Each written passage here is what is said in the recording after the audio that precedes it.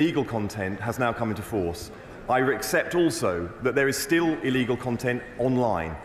I am watching closely at the way that Ofcom responds to the challenges that they have, and I think in the coming days and weeks you will see the action that will show how assertive that they intend to be, and I expect them to be in doing so. They also have a task force which is looking at the small but risky sites of which she mentions. I will be looking very closely and supporting Ofcom in their requirement to act in those circumstances. Polly Billington. Thank you, Mr. Speaker. The domestic abuse charity Oasis in my constituency has alerted me to the appalling situation that young women are being coerced to set up their own OnlyFans account to generate income. Can the Secretary of State outline what steps he is taking to ensure this sector can root out coercion and exploitation? She is a champion for these issues, and Oasis, the charity, a great charity, is lucky to have her voicing their work and the needs to make these radical changes to keep people safe online here in the House of Commons. I can assure her that the situation she has described breaches several aspects of law in this country, including the need to take down illegal content. I'll be watching closely, as she will, and working with her to make sure that these new powers and the powers that are coming online are effective, and how we adapt to these challenges into the future. Victoria College Liberal Democrat spokesperson. Thank you, Mr. Speaker. On my Safer Screens tour discussing online safety for children, students themselves are calling for action, whether they're talking about brain rot, the subtle but dangerous impact on their mental health, their self-esteem, their world outlook and their time. So does the Secretary of State agree with the Liberal Democrats that given this public health crisis and the massive profits that social media giants like Musk are making, that we should be looking to seek revenues from a digital service tax rather than cutting benefits to disabled families, disabled people and struggling families? I can assure her, and as you would have heard from my previous answers, that we are determined to keep young people safe online. The online activity and the services that are offered to people in this country and around the world are adapting and evolving fast because of the speed of innovation. We need a regulatory and a legislative landscape that can keep up with that innovation, and we need a government that will make sure it is on the side of young people, vulnerable people of any age going forward, and I can assure her in this government and this Secretary of State they have it. Michelle Welch. Question number 6, Mr. Speaker. If we're to be a successful digital nation, we have to take the whole of the nation with us. That's why we were proud recently to publish our first Digital Inclusion Action Plan, the first for 10 years in this country, because precisely that, we want to take everybody with us. Welsh. Thank you. Too often, communities, including ex-mining communities such as Ollerton, Edwinstowe, rural communities such as Farnsfield, and even in Hucknall West, people struggle to get a phone signal and access to the internet. Constituents feel that they are left behind and miss out on the new and upcoming technologies that we know improve access to online jobs, education and business opportunities. Does the Minister agree with me that we need to ensure that communities such as these are at the heart of the government's digital inclusion ambitions so that no one is left behind, especially those in deprived communities? She's absolutely right, and her constituency exemplifies one of the issues that we face, which is that you might have relatively affluent areas, but with much poorer areas cheek by jowl. And that's why in our Digital Inclusion Action Plan we've tried to make sure that we address all the different forms of digital exclusion that there are, whether that's by virtue of age, ethnicity, educational background or physical geography. Sarah Dyke. Speaker, lack of access to digital services prevents people from applying for jobs, studying or accessing healthcare. But CSCs such as Donate IT based in Wincanton are helping to bridge this gap by diverting IT equipment that was otherwise heading to landfill, by refurbishing the tech and distributing it to people and schools and groups who need it, helping to address digital poverty. So how does the Minister plan on supporting organisations such as this to prevent electrical waste going to landfill and tackling digital exclusion? I'm really pleased that that's happening in her constituency, and we were pleased as a government not only to be able to say that many government departments will now be making sure that we do precisely the same thing, but also that many major employers in this country are going to do the same as well. It's crazy to chuck old kit into landfill when frankly it could be used much better to provide people with digital opportunities for the future. Dave McHilly on Choppiddles. number 1, Mr. Speaker. Thank you, Mr. Speaker. I'd like to start by thanking Professor Sullivan for her independent review into sex and gender data. This is an important area, and we have shared the report with departments as part of our ongoing policy work. Last week, landmark online safety measures came into force, and from now on, platforms will have to act to take down illegal content. And I've just got back from the United States where, from NVIDIA's conference stage to investor meetings, my message was clear. The UK is hungry for the new era of growth that AI and emerging technology promises. As the Chancellor shares her spring statement, that is an era that I will keep working with her on to deliver. Mr. Speaker, the Secretary of State has today referenced space and AI as key drivers of growth. Closer to home in my constituency and across the country, our creative industries are huge drivers of growth, but there is a battle with AI. If their content is taken and they don't get recompense, that will damage the economy too. Is he talking to them and to the DCMS to make sure that our creative content creators are protected? I can assure her that I am speaking to both sectors. I am determined that both sectors will get fit for the future as we face the opportunities but also the challenges. We are lucky as a country to have the second largest creative arts sector in the world and the third largest AI market in the world. This is a benefit, this is an opportunity for our country, and any challenges it poses will be navigated by this government so that both sectors are fit to exploit the opportunities that both have and for the commercial gain into the future. Secretary of State Alan Mack. Thank you, Mr. Speaker. Luke Shipley has grown his tech startup from 2 employees to over 100 in just 5 years. This year, Luke wanted to double his workforce in Britain, but Labour's jobs tax is forcing him to look abroad. Whilst our competitors benefit, our communities at home are missing out. So why has the Secretary of State failed to protect them from Labour's jobs tax? I can assure the business that he is referring to that they will have an economic environment that is not only having the foundations of our economy fixed, but it is facing the future. And the very fact that so many people from globally and organisations around the world are now building out in the UK shows that we have the best regulatory, the best legislative and the best economic environment to invest in Britain and thrive as a tech sector into the future. Thank goodness it's this government doing it and not the decline offered by his government of the past. Mr. Speaker, Luke says Labour's jobs tax is a huge blow to Britain's tech sector, and he is absolutely right. Jobs are being destroyed, investment is down, and our wealth creators are leaving the country. Why is the Secretary of State not clearing up the Chancellor's mess? I'm not sure if the honourable gentleman has been reading the news. We've had over £30 billion worth of tech investment in this country from around the world. He should be celebrating this, not talking us down. It was really inspiring to meet with Saffron Electrical and Power and tour their site in Pitstone in my constituency earlier this month. They're celebrating a world first. They've obtained certification from the EU's Aviation Safety Agency for the first electric motor to power new air mobility. Will the Secretary of State join me in congratulating Saffron, and, given the crucial need to decarbonise aviation, will he assure me of our commitment to innovation in this sector?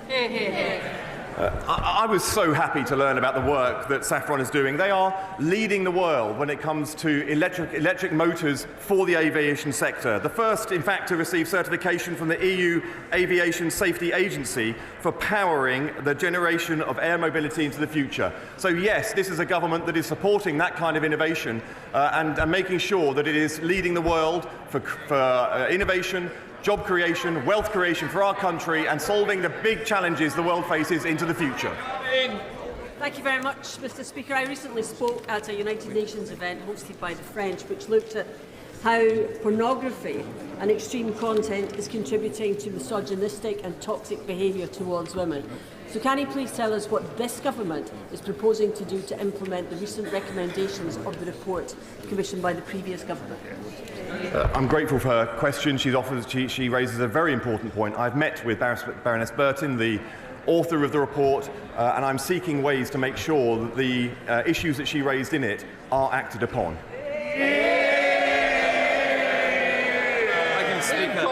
Beckenham and Penge is where local lad David Bowie launched his music career, and today it is home to a vibrant, talented network of community of creatives whose work is increasingly sought after by AI companies.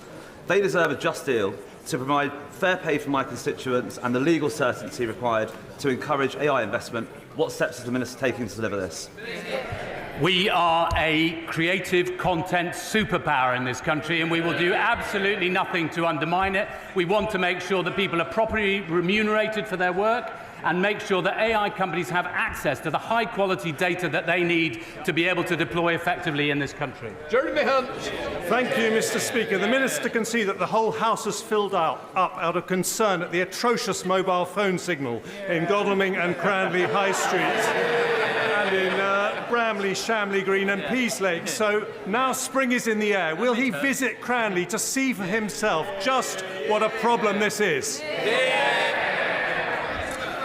Well, I was in Pizza Express in Godalming only a couple of weeks ago. And the mobile signal was absolutely shocking. I couldn't find my way to Busbridge Town Hall, Village Hall. I'm not sure whether the MP's rubbish or the Telecoms Minister. On which case, we'll move on to Prime Minister's questions. John Slinger. Question number 1, please, Mr. Speaker. Prime Minister. Thank you, Mr. Speaker.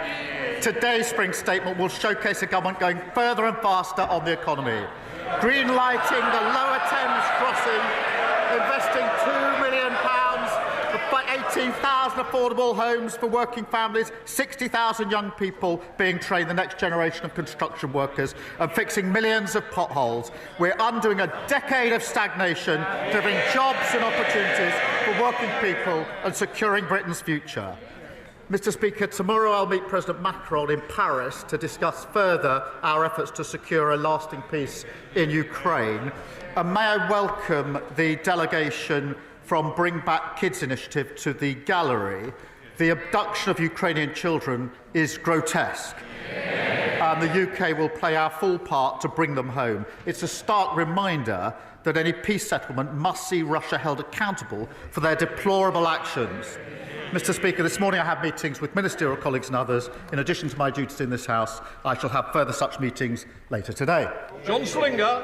Thank you, Mr. Speaker. Under this Labour government, NHS waiting lists are down 5 months in a row. Yeah. And the Hospital of St Cross in my constituency of Rugby is playing its part.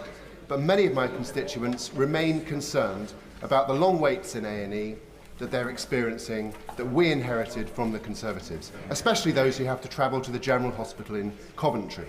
So will the Prime Minister set out how our plan for change to bring the NHS back into the heart of government will help us to support the front line, deliver better emergency care closer to the community that our constituents have long called for? Mr. Speaker, our plan for change already cut NHS waiting lists by almost 200,000. That's 5 months in a row during the winter months. The local trust waiting lists in his area are down 93%, and he's doing a great job for his community. We've already delivered 2 million extra appointments that we promised because of the record investment in the budget. The party opposite can't have it both ways. If they welcome NHS investment, they can't criticise raising the money to pay for it. Leader of the Opposition, Kemi Beardall. Mr. Speaker, in 30 minutes, we will hear the Chancellor's emergency budget. Even the Home Secretary's husband calls it an emergency budget, as she scrambles to fix the mess she made last October.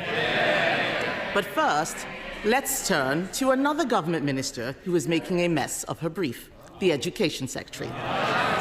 Why did Labour MPs vote against banning phones in schools last week?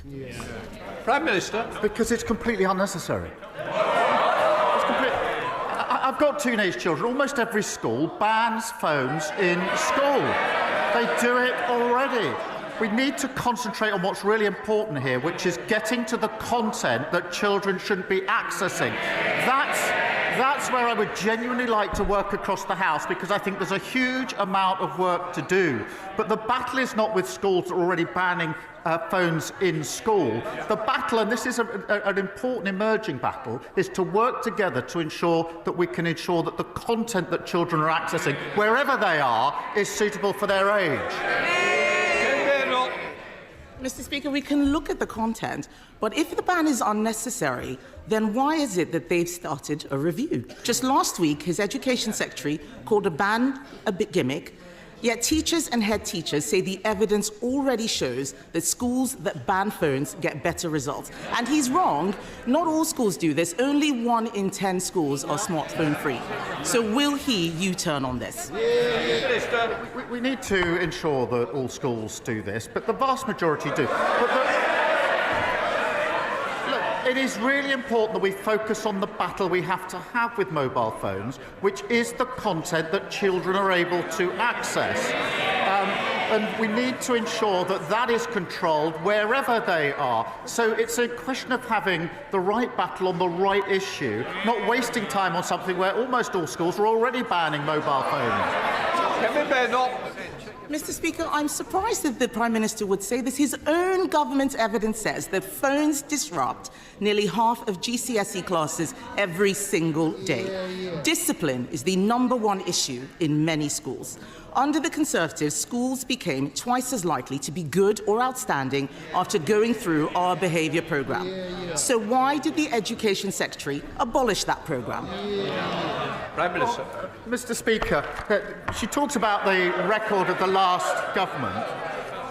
Under their watch, 1/3 of children started school without appropriate level development, and that is not being able to use a knife and fork. 1/4 left primary school without the required standard of reading, writing and maths, and 1 in 5 was regularly absent. That's why we're pushing up standards, more information from Ofsted, transparency for parents, more interventions where schools need it. Mr. Speaker, he's not answering the question about discipline in schools because he doesn't care about discipline in schools. Everything he does is ideological, and his decisions are costing schools so much. The national insurance hike means every state school in the country has to pay more for teachers.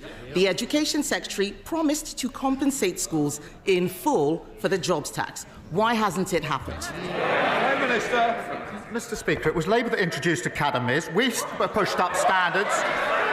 And this is not ideological. I'm a parent of 2 teenage children, both of whom go to a state school. So I'm vested in this, and it matters hugely to me. Nothing ideological about it. That is why we're driving up standards, as we always have done.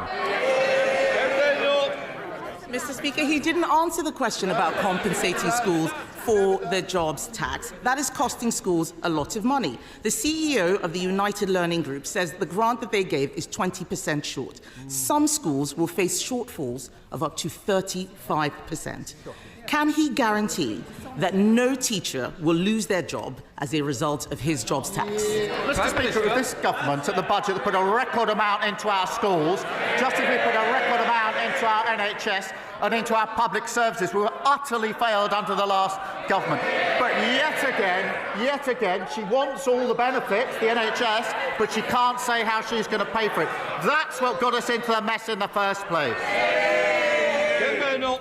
Mr. Speaker, the whole House will have heard that he could not guarantee that teachers' jobs are safe. Not only is he taxing schools, he's also lowering standards. He talks about our record. I'll tell him what our record was. Under the Conservatives, English schools shot up the international league tables, while schools in Labour-run Wales, standards fell. Academy freedoms led to the biggest improvement of standards in a generation. But the Education Secretary is attacking them with her reforms. Can the Prime Minister point to any evidence at all, that these discredited academy reforms will improve school standards? Prime Minister. Yes, take the example of schools going into academies. The vast majority of schools are already academies. Therefore, we need to think again about what we do about failing schools that are already academies. We need to go on to the next chapter. And they never take the big decisions, and that's why we ended up their record. Open borders, which she was the cheerleader for, a crashed economy, mortgages through the roof, the NHS on its knees, hollowed out armed forces, and what have we got already under this government? 2 million extra NHS appointments, 750 breakfast clubs, including one in her constituency, record numbers of people being returned who shouldn't be here, and fully funded increase in defence spending. That's the difference a Labour government makes. Thank you, Mr. Speaker. I recently visited Harlow College and saw the work they were doing training the bricklayers and electricians of the future. Would the Prime Minister agree with me that the work that FE colleges like Harlow College do is vital for the house building that we need for future generations? And what will his government do to support Harlow's next generation? Prime Minister. He's a great champion for his constituents. We are investing £600 million to train up to 60,000 more skilled house builders so we can support the next generation and deliver 1.5 million new homes. We're creating technical excellence colleges and investing in Stansted Airport, creating 5,000 jobs nearby, which will create more opportunities for young people in Harlow. Leader of Liberal Democrats, Red David. Thank you, Mr. Speaker. The British drama Adolescence has shone a much-needed spotlight on the enormous damage being done by social media to the minds of many of our young people, especially teenage boys. We've argued social media giants should be much more toughly regulated and pay more tax so we can defend our young people from this harm. But we've had disturbing reports that the government is considering scrapping the digital services tax and watering down Britain's online safety legislation to appease President Trump and his co-president, Elon Musk. So will the Prime Minister today categorically rule out both of these things and make it clear that he will guarantee that British laws on tax and social media will be written in this House and not the White House? Well, yes, of course, as he well knows. On the point he makes about online safety, it is important. There are new measures coming in the next few months which are very important under the Act, and we need to see whether we can go further on this issue, because there are concerns as to whether they go far enough. But will the laws be made in this place? Of course they will. Red David. Well, I'm grateful for the Prime Minister's reply on the social media laws, but he didn't answer the point on the digital services tax, and we will come back to that. But moving on, Mr. Speaker, after President Trump's national security advisor accidentally added a journalist to a group chat that was discussing military action in Yemen, and given, I think, all the concerns that we share about President Trump's relationship with Vladimir Putin and J.D. Vance's insulting disdain for Britain and our armed forces, will the Prime Minister make it clear that he will order an urgent review into the security of the intelligence that we share with the United States? Mr. Speaker, we work with the United States on a daily basis, and I think the honourable gentleman would like to think of himself as sort of reasonable, and when he's not jumping in Windermere, quite serious. But unpicking our relations with the US on defence and security is neither responsible nor serious. So, Chancellor. Thank you, Mr. Speaker.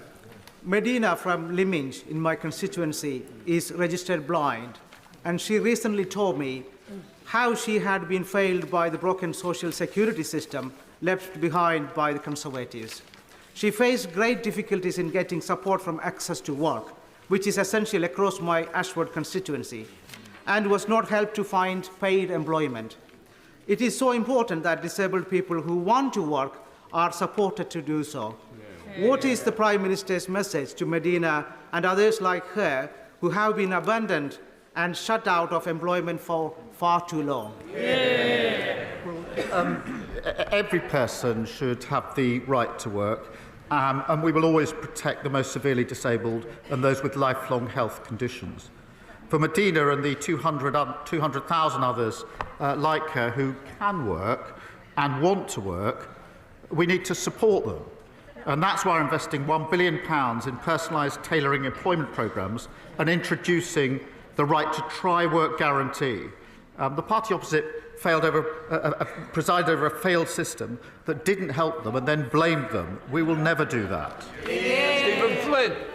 Mr. Speaker, those who know me well know that I don't talk of this often, but for half of my adult life, I was physically disabled. Indeed, when I first walked through the doors of this here chamber, I did so with a crutch in my right arm to support my body weight. I know how it feels.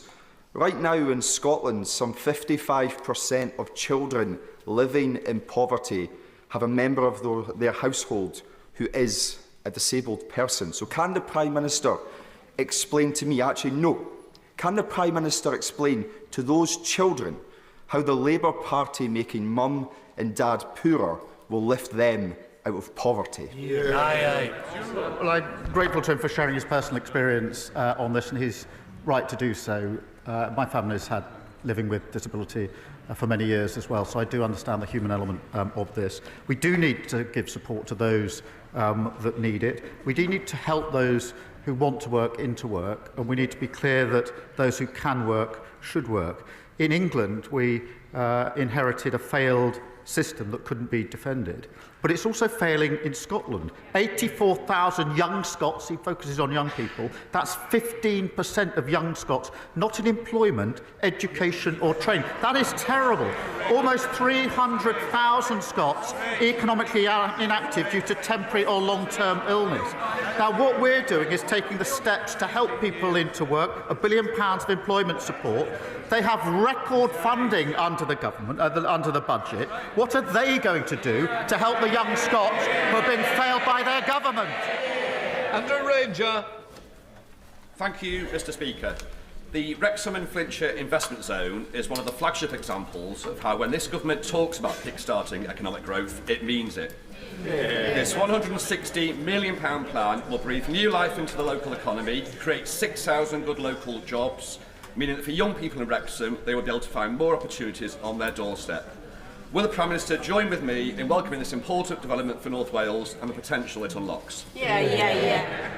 Well, it is really important that we unleash the economic potential of North Wales, including kick-starting the investment zone, backed by major businesses, Mr. Speaker, like Airbus and JCB, to leverage £1 billion of private investment, investing £975 million to benefit aerospace workers at Broughton, where I met the fantastic young workers there, and securing £1 billion investment in Shotton Mill, securing 300 jobs on Deeside. And we put a record amount of money into the Welsh Government at the budget, a budget decision which was opposed by Plaid.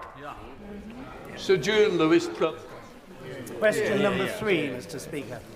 Prime Minister. The Right Honourable Member asks about shale gas. There are very real economic and environmental consequences to fracking, and communities have clearly said no.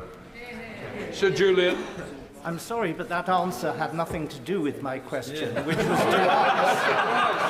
to ask why the government are ordering the permanent sealing of Britain's only 2 shale gas wells. The government is perfectly entitled on environmental grounds to not exploit such wells in normal conditions. But does he not recognise that in a desperate situation such as an international conflict where other sources of power were cut off from us, taking a decision now to concrete these things over so that a future government could not use them is an extremely irresponsible and reckless He knows there are real consequences of fracking, as I've set out. But what we need to do to secure our independence and lower bills and the next generation of jobs is move at speed to renewable energy. And that's why I'm pleased there's record investment coming into renewable energy so that tyrants like Putin can't put his boot on our throat. Now, if the party opposite don't want to support that investment, they should say so. Kim Leadbeater. Thank you, Mr. Speaker. Would the Prime Minister join me in thanking colleagues from across the House and the excellent clerks and staff who have spent the last few months working on the Assisted Dying Bill Committee? And would he agree with me that if the law is to change on assisted dying, it's extremely important that it is implemented as soon as it is safe and practicable to do so? Can I congratulate all colleagues working on this bill and taking part in the debate? It is an important issue on which there are different views across the House and within parties. The bill is a matter for the House, but it is the government's role to ensure every piece of legislation that passes through Parliament is effective and workable. So we will continue to work with my honourable friend as the bill sponsor to do that. In the same way, Mr Speaker, we would for every private member's bill which passes second reading, and if Parliament chooses to pass this bill, the Government will implement it in a way that is safe and practicable. Bradley Thomas. Thank you, Mr Speaker. Acorns Children's Hospice provides compassionate care to very young cancer patients and their families across Bromsgrove and the villages, yet it faces a staggering £416,000 increase in national insurance contributions as a result of choices made by this government. With no exemption for hospices and no uplift in non-capital funding, this means that the charity will have to draw from charitable donations made by the public, and this will affect frontline services. This is not right. Will the Prime Minister take this opportunity to right this wrong and exempt hospices from this tax? We are investing £100 million for adult and children's hospices to improve facilities, equipment and accommodation, as well as £26 million in funding through the Children's Hospice Grant. But their cries and moaning would have a lot more value if they started their questions with an apology for crashing the economy in the first place. Jacob Collier. Thank you, Mr Speaker. Roads in Burton, Uttoxeter and across Staffordshire are littered with potholes. Local people are forking out thousands because of the Conservatives' neglect and incompetence. And that's despite this Labour government giving Tory Staffordshire County Council £39 million to get the job done. Does the Prime Minister agree with me that the people of Staffordshire deserve better than roads with more dimples than a Staffordshire oatcake? Prime Minister. Look, he's right. Potholes are a real nuisance. And if you're using your car for work or your van and you hit a pothole, you're looking at a bill of several £100, which is unbudgeted for so many working families. That's why we're handing the West Midlands Combined Authority an additional £8.6 million to help repair their roads, part of a record £1.6 billion invested across the country. On top of that, Mr Speaker, every council must now publish how many potholes they've filled so we can show that we're making progress and that we're delivering something that didn't happen under last government. John Cooper. Mr Speaker, thank you. When he was Director of Public Prosecutions, the right honourable gentleman would not, I think, have sat comfortably in the cabinet of Prime Minister Cameron. But incredibly, in Scotland, we have a situation where the head of prosecutions there, the Lord Advocate, does sit in cabinet. This has been thrown into sharp focus lately with a police probe into the finances of the SNP. It's further been thrown into sharp focus because ultimately, although not personally involved, the Lord Advocate does ultimately sit at the head of the investigation into the former First Minister, Nicola Sturgeon. She faced potential criminal charges. This situation has been created by the SNP. They will not fix it. Does it sit with this House to amend this situation? Prime Minister. Well, I'm grateful to this is a really important issue, and Labour in Scotland have been clear that they'd separate this role. That's the right thing to do for the reasons that have just been articulated. It's the obvious thing to do, and that's obviously what we do in England and Wales. Now, there have been calls for a review on this since 2021, but the SNP has not acted fast on those reviews. They really do need to bring forward proposals now to deal with the problems been sitting there for a very, very long time. Thank you, Mr Speaker. Can I join the Prime Minister in welcoming the delegation from Bring Back Kids, who are trying to return the tens of thousands of children abducted by Vladimir Putin, an act of pure evil. The Prime Minister will be aware that they've been working with the Yale University Humanitarian Lab, who were tracking thousands of those children inside Russia until recently. I say until recently because they've had their long-term funding removed.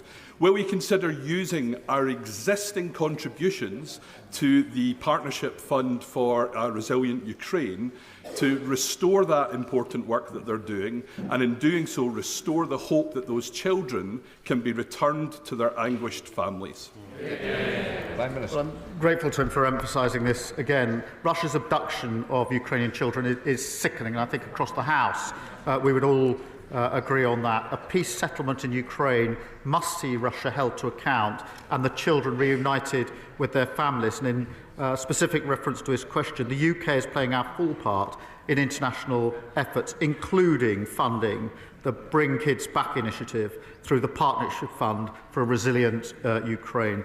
And I want to reassure the whole House will do everything we can to see these children returned and reintegrated as safely and as quickly as is possible. Madeira Wilson. Thank you very much, Mr. Speaker. The 7-year-old adoptive daughter of my constituent Sarah suffered immense trauma in her early years.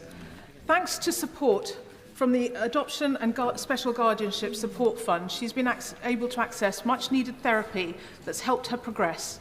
But she and thousands of others don't know if they'll be able to get more help, because in just 5 days, that fund ends and ministers have repeatedly refused to confirm whether it will continue. So can the Prime Minister give a cast-iron guarantee to vulnerable children, adoptive parents and kinship carers that he won't cut this fund, and so that, in Sarah's words, she can give her daughter the absolute best second chance in life she deserves? Well, we will set out details just as soon as we can on the basis of the principles that I set out earlier. The scheme overall, in terms of welfare, is not defendable on terms, but it must be a scheme that supports those that need it, and the details will be set out. Thank you very much, Mr. Speaker. While our nation was being engulfed last year by racist riots in Slough, Christians, Hindus, Jews, Sikhs, people of faith and no faith openly declared that if anybody tried to attack a mosque in our town, we'd stand in solidarity with our local Muslim community to protect it. However, since then, many have become more fearful with a rise in Islamophobic attacks, including this month at a mosque in Aberdeen. So can my right honourable friend, the Prime Minister, confirm to the country what steps is the government taking to tackle such hate crime and promote community cohesion so that those seeking to divide our British society are not allowed to succeed? Well, I thank him for his question. He does great work to bring our communities together, especially in Slough. Look, any form of racial or religious-based hatred is abhorrent and has no place in society.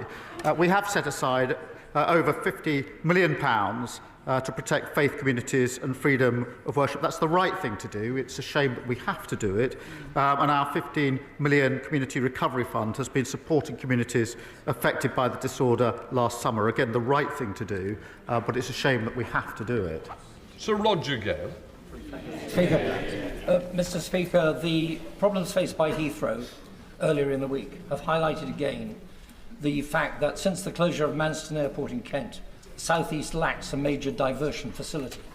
Now, one diversion facility would not, of course, have compensated for the closure of Heathrow, a major hub airport.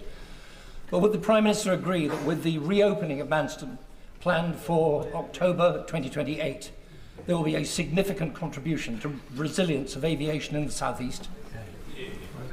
Well, look, he's right to raise the concern about the situation in Heathrow. I think everybody is very concerned by what happened last week. There are clearly questions that need to be answered on a number of fronts in relation to what happened, and an investigation is ongoing. But I'm not going to announce particular parts of our policy and strategy here at this stage.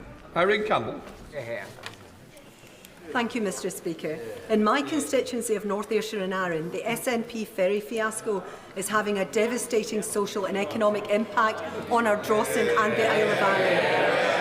As well as building a Calmac ferry that doesn't fit into the existing harbour, the Fraser of Allender Institute estimates that the disrupted ferries cost the Isle of Arran £170,000 of lost revenue per day.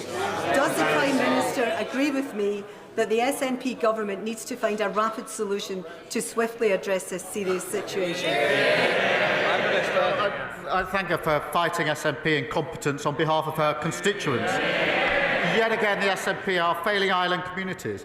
Hospital appointments are being missed and livelihoods destroyed. And Scotland has a proud history of shipbuilding and engineering. The SNP should be supporting Scottish workers and focusing on delivering for our communities. Vicky Slade. Thank you, Mr. Speaker. Camphor Magna in my constituency is proposed as a site for a new energy from waste incinerator, which will burn 260,000 tonnes of waste a year, more than the whole of Dorset's use. And I'm concerned that as we reduce our levels of waste with the brilliant new plans to recycle more, we're going to end up having to feed the monster. The area already has 95% of the capacity. So does the Prime Minister agree with me that we shouldn't allow new plants where we already have sufficient capacity or where carbon capture is not going to be included? Yeah. I hope she'll forgive me. The details of the particular incinerator she speaks of, I don't know the details. I'm not across that. But I will make sure that she gets an answer to her question in written form as soon as possible. Chris MacDonald. Thank you, Mr. Speaker. Can I commend my right honourable friend for his leadership on Ukraine, showing that the UK is once again at the forefront of protecting democratic freedoms? Does he agree with me that as our defence spending increases, we need to support our supply chain companies to increase their capability, creating good jobs and apprenticeships in places like Stockton North and across the country? And will he meet with me and our Teesside Defence and Innovation Cluster that I've established, which is helping to create that new defence capability for the UK? Prime Minister. Well, Mr. Speaker, this is a once-in-a-generation moment for security of our country and our continent. We've set out that fully funded increase in defence spending to 2.5% in 2027, the biggest sustained boost since the Cold War. But that must benefit British jobs and British businesses, and that's why I'll make sure that he gets the meeting that he wants with the relevant minister. Jerome Mayo. In October last year, the Chancellor delivered a massive tax, borrow and spend budget. Now her plans have collapsed around her ears with an emergency budget to cut that spending. So has the time now come, Mr. Speaker, for the Prime Minister to state in public that he has full confidence in the Chancellor? I have full confidence in the Chancellor. Thank you. Thank you very much, Mr. Speaker. Albion Rovers has been a football institution in Coatbridge since 1882. However, following relegation and the lack of financial support for teams leaving professional leagues, it now faces a deeply perilous situation, risking the very future of one of Scotland's oldest football clubs. Does my right honourable friend agree that clubs like Albion Rovers are integral to the fabric of our communities? And will he join me in encouraging all parties to be solution-focused on this matter and encourage football authorities to strengthen our clubs in the lower leagues to help protect their future? Well, he's a superb local champion, and regardless of which club any of us support, they share a love of the game, and they are at the heart of our communities, and Albion Rovers is exactly that, a huge point of local pride, and I'd encourage all efforts to secure the future of the club. Final question, Dr. Kieran Mullen. Thank you, Mr. Speaker. We're joined in Parliament today by Katie Brett, whose 16-year-old sister Sasha was raped and stabbed to death. Aisha Hussain, whose cousin Jan was killed by a sex offender and stored her body in a freezer. Paula Hudgell, whose adopted son Tony lost his lower legs as a result of child cruelty. And Becky and Glenn Ewins, whose daughter Violet Grace was killed by a hit-and-run driver who spent barely more time in prison than she was alive. Supporting them are Jeremy and Susan Everard, who received justice for the murder of their daughter, Sarah, but who know too many others do not. They've come together to say with one voice that it's time for us to start ensuring sentences truly deliver justice for victims and their families. Would the Prime Minister agree to meeting with them in future to hear their stories firsthand? Well, can I thank him for raising this issue? The courage of these campaigners after simply appalling cases is astounding, and I find it humbling. I'm pleased the Minister for Victims will be meeting the group, I think, today, and I look forward to meeting them in the future, because we must prioritise victims and make sure sentences punish offenders and protect the public. So thank him for raising this really important set of cases. That completes Prime Minister's questions. We'll let front bench change over.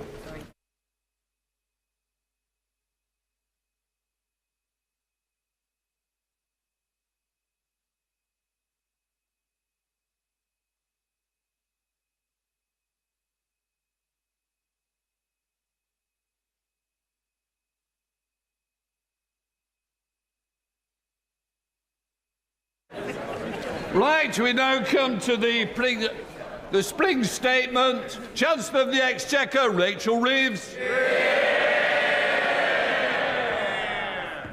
Mr. Speaker, this Labour government was elected to bring change to our country, to provide security for working people and to deliver a decade of national renewal.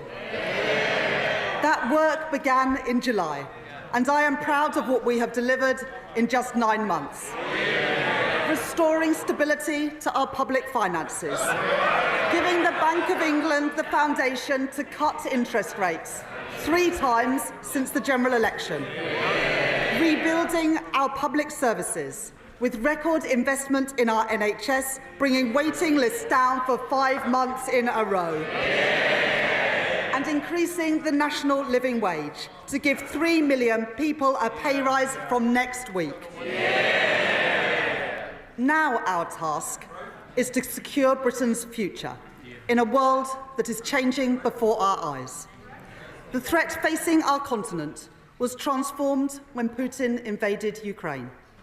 It has since escalated further and will continue to evolve rapidly. At the same time, the global economy has become more uncertain, bringing insecurity at home as trading patterns become more unstable and borrowing costs rise for many major economies. Mr. Speaker, the job of a responsible government is not simply to watch this change. This moment demands an active government, a government not stepping back but stepping up, a government on the side of working people, helping Britain to reach its potential. And Mr. Speaker, we have the strength to do just that. As one of the world's largest economies, an ally to trading partners across the globe, and a hub for global innovation. These strengths and the progress that we have made so far mean that we can act quickly and decisively in a more uncertain world to secure Britain's future and to deliver prosperity for working people. Mr. Speaker, as I set out at the budget last year, I am today returning to the House to provide an update on our public finances, supported by a new forecast from the Independent Office for Budget Responsibility. Ahead of a full spending review in June, I will then return to the House in the autumn to deliver a budget in line with our commitment to deliver just one major fiscal event a year. So let me now turn to the OBR's forecasts. And I want to thank Richard Hughes and his team for their dedicated work. The increased global uncertainty has had 2 consequences. First, on our public finances, and second, on our economy. I will take each in turn. In the autumn, I set out our new fiscal rules that would guide this government. These fiscal rules are non-negotiable. They are the embodiment of this government's unwavering commitment to bring stability to our economy and to ensure security for working people. Because the British people have seen what happens when a government borrows beyond their means.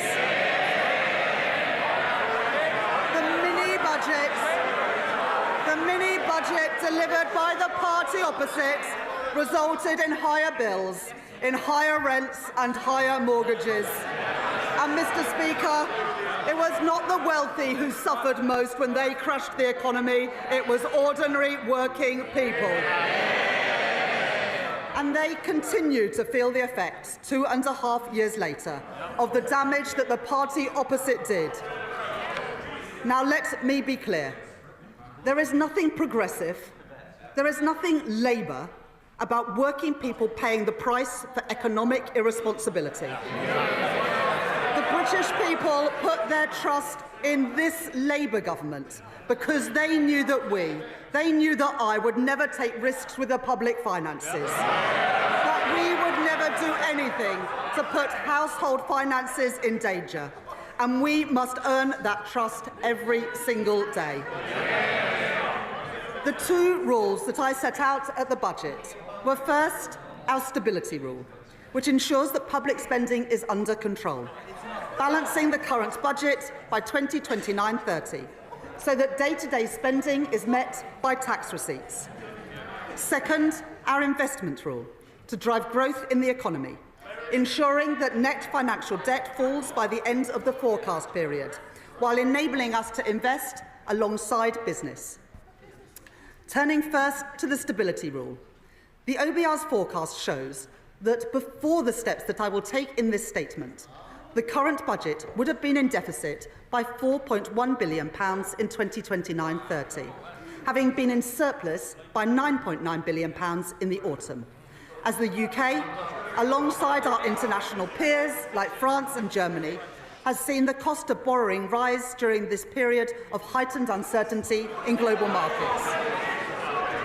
As a result of the steps that I am taking today, I can confirm that I have restored in full our headroom against the stability rule, moving from a deficit of £36.1 billion in 2025-26 and £13.4 billion in 2026-27 to a surplus of £6.0 billion in 27-28, £7.1 billion in 2028-29 and a surplus of £9.9 billion in 2029-30. That compares to the headroom left by the previous government of just £6.5 billion. That means we are continuing to meet the stability rule 2 years early, building resilience to shocks in this, a more uncertain world.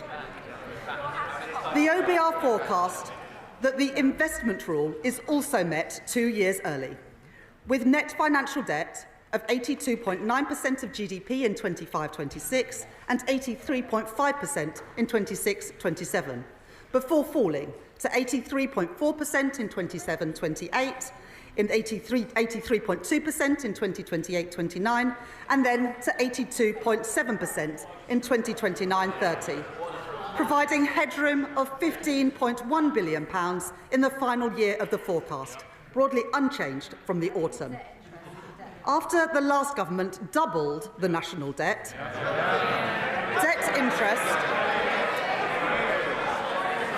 after they doubled the national debt, debt interest payments now stand at £105.2 billion this year. Mr. Speaker, that is more than we allocate to defence, the Home Office and the Ministry of Justice combined. That is the legacy of the party opposites.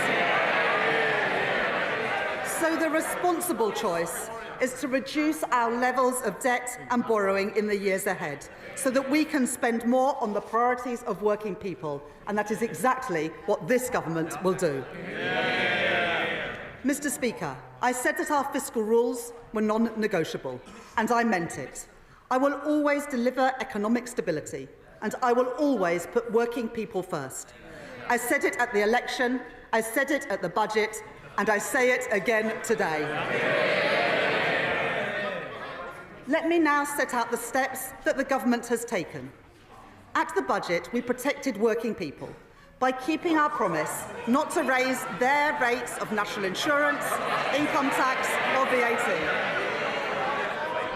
At the same time, we began to rebuild our public services after the party opposite left a £22 billion black hole in our public finances. Ours were the right choices for stability and the right choices for renewal, funded by the decisions that we took on tax. As I promised in the autumn, this statement does not contain any further tax increases. But when working people are paying their taxes while still struggling with the cost of living, it cannot be right that others are still evading what they rightly owe in tax. In the budget, I delivered the most ambitious package of measures that we have ever seen to cut down on tax evasion, raising £6.5 billion per year by the end of the forecast. Today, I go further, continuing our investment in cutting-edge technology, investing in the HMRC's capacity to crack down on tax avoidance, and setting out plans to increase the number of tax fraudsters charged every year by 20%. These changes raise a further £1 billion, taking the total revenue raised from reducing tax evasion under this Labour government to £7.5 billion.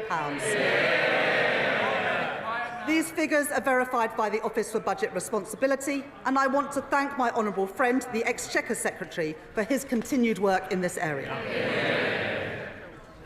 Mr. Speaker, last week, my right honourable friend, the Secretary of State for Work and Pensions, set out this government's plans to reform the welfare system. The Labour Party is the party of work. We believe that if you can work, you should work. But if you can't work, you should be properly supported. This government inherited a broken system. More than 1,000 people every day are qualifying for personal independence payments. 1 in 8 young people are not in employment, education or training. If we do nothing, we are writing off an entire generation. That cannot be right, and we will not stand for it. It is a waste of their potential, and it is a waste of their futures, and we will change it. As my right honourable friend said in her statement last week, the final costings would be subject to the OBR's assessment. Today, the OBR have said that they estimate that the package will save £4.8 billion in the welfare budget, reflecting their judgments on behavioural effects and wider factors.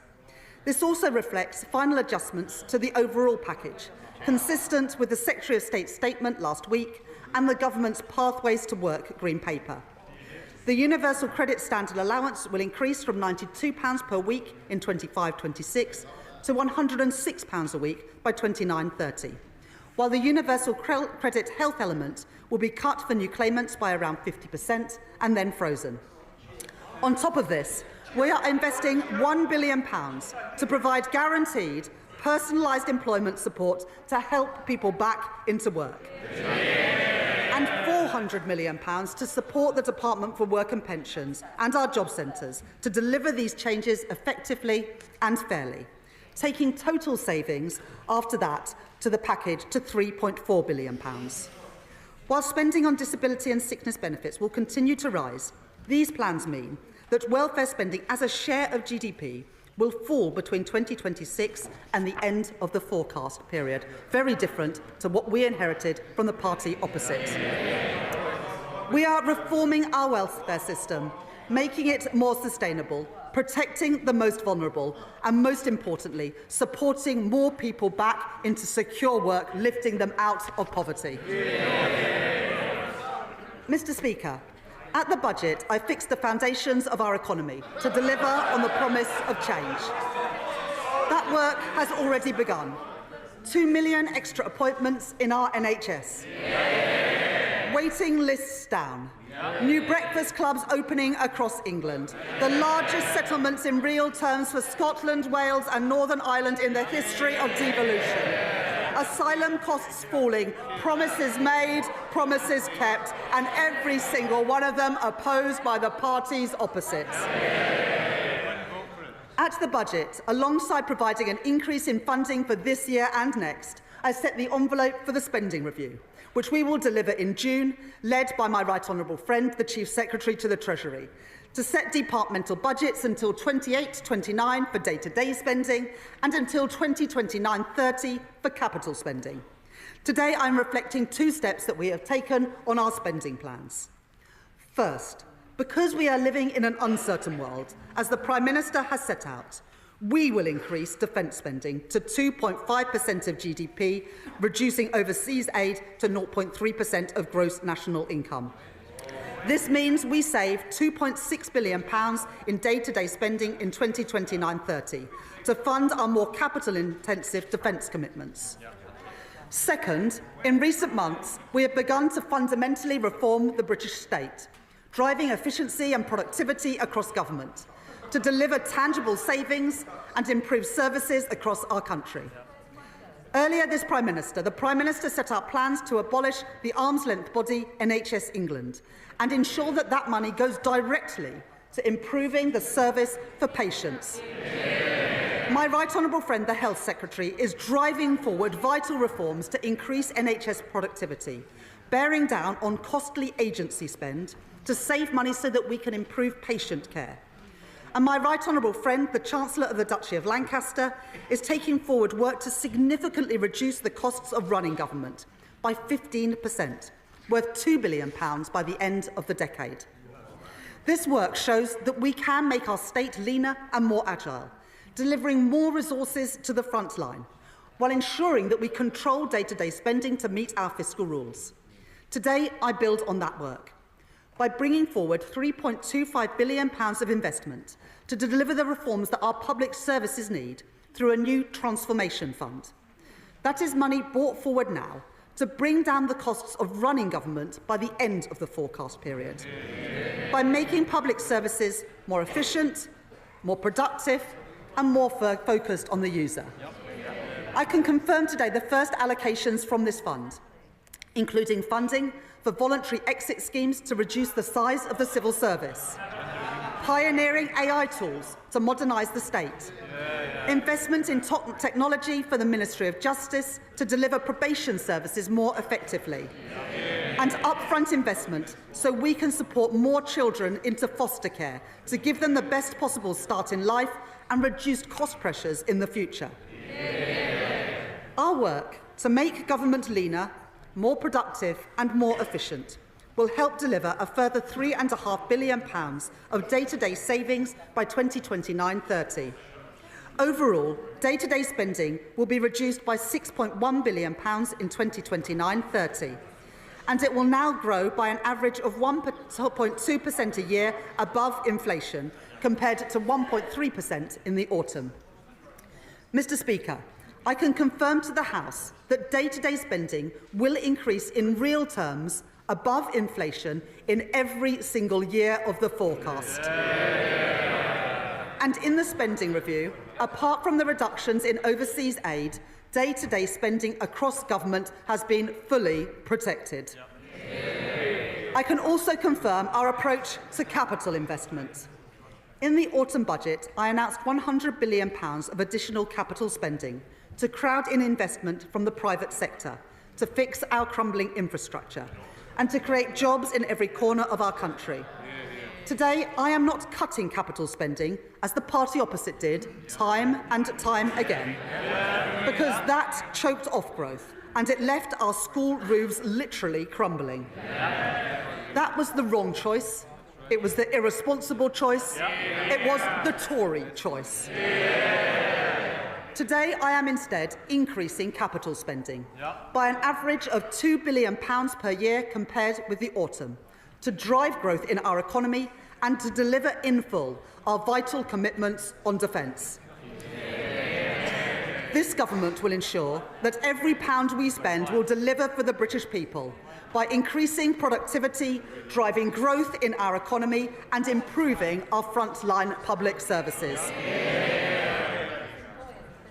Mr. Speaker, let me turn now to the impact of increased uncertainty on our economy.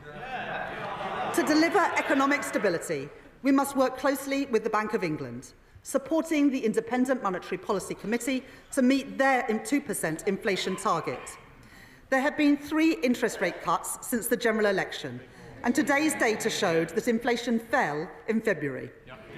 Having peaked at 11% under the previous government, the OBR forecast that CPI inflation will average 3.2% this year before falling rapidly to 2.1% in 2026 and meeting the 2% target from 2027 onwards, giving families and businesses the security that they need and providing our economy with the stable platform it needs to grow. Mr. Speaker, earlier this month, the OECD downgraded this year's growth forecast for every G7 economy, including the UK. And the OBR have today revised down our growth forecast for 2025, from 2% in the autumn to 1% today. I am not satisfied with these numbers, and that is why we on this side of the House are serious about taking the action needed to grow our economy. Backing the builders, not the blockers, with a 3rd runway at Heathrow Airport and the Planning and Infrastructure Bill. Increasing investment with reforms to our pension system and a new National Wealth Fund. And tearing down regulatory barriers in every sector of our economy. That is a serious plan for growth. That is a serious plan to improve living standards. That is a serious plan to renew our country. Mr. Speaker, a changing world presents challenges, but it also presents new opportunities for new jobs and new contracts in our world-class defence industrial centres, from Belfast to Deeside and from Plymouth to Rosyth. In February, the Prime Minister set out our government's commitment to increase spending on defence to 2.5% of GDP from April 2027, the biggest sustained increase in defence spending since the end of the Cold War. ambition to spend 3% of GDP on defence in the next Parliament. That was the right decision in a more insecure world, putting an extra £6.4 billion into defence spending by 2027. But we have to move quickly in this changing world, and that starts with investment. So today I can confirm that I will provide an additional £2.2 billion for the Ministry of Defence in the next financial year, a further down payment on our plans to deliver 2.5% of GDP by 2027. This additional investment is not just about increasing our national security, but increasing our economic security too. As defence spending rises, I want the whole country to feel its benefits. So I will now set out the immediate steps that we are taking to boost Britain's defence industry and to make the UK a defence industrial superpower. We will spend a minimum of 10% of the Ministry of Defence's equipment budget on new novel technologies, including drones and AI-enabled technology, driving forward advanced manufacturing production in places like Glasgow, in Derby and in Newport, creating demand for highly skilled engineers and scientists, and delivering new business opportunities for UK tech firms and start-ups. We will establish a protected budget of £400 million within the Ministry of Defence, a budget that will rise over time for UK defence innovation, with a clear mandate to bring innovative technology to the front line at speed. And we will reform our broken defence procurement system, making it quicker, more agile and more streamlined, and giving small businesses across the UK better access to Ministry of Defence contracts, something welcomed by the Federation of Small Businesses. We will take forward our plan for Barrow, a town at the heart of our nuclear security, working with my honourable friend, the member for Barrow and Furness, and providing £200 million, supporting the creation of thousands of jobs there. We will regenerate Portsmouth Naval Base, securing its future, as called for by my honourable friend, the member for Portsmouth South. We will secure better homes for thousands of military families, the homes that they deserve denied to them by the previous government. Homes for our military families in constituencies of my honourable friends for Plymouth Moorview, Plymouth Sutton and Devonport, York Outer and in Aldershot. That is the difference that this Labour government is making. Finally, Mr Speaker, we will provide £2 billion of increased capacity for UK export finance to provide loans for overseas buyers of UK defence goods and services, because I want to do more with our defence budget so we can buy and make and sell things here in Britain. Giving further opportunities for our world-leading defence companies and those who work in them to grow and create jobs here in Britain as military spending rightly increases all across Europe.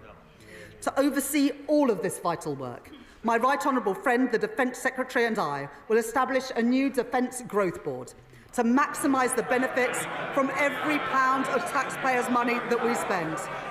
And we will put defence at the heart of our modern industrial strategy to drive innovation that can deliver huge benefits back into the British economy. Mr Speaker, that is how we make our country a defence industrial superpower. So the skills of the future, the jobs of the future and the opportunities of the future can be found right here in the United Kingdom. Mr Speaker, as the previous government learned to their detriment, there are no shortcuts to economic growth. It will take long-term decisions. It will take hard yards.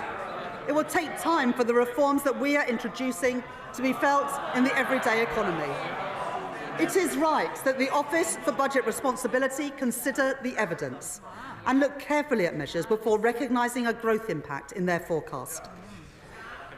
But, Mr Speaker, I can announce to the House that the OBR have considered and have scored one of the central planks of our plan for growth.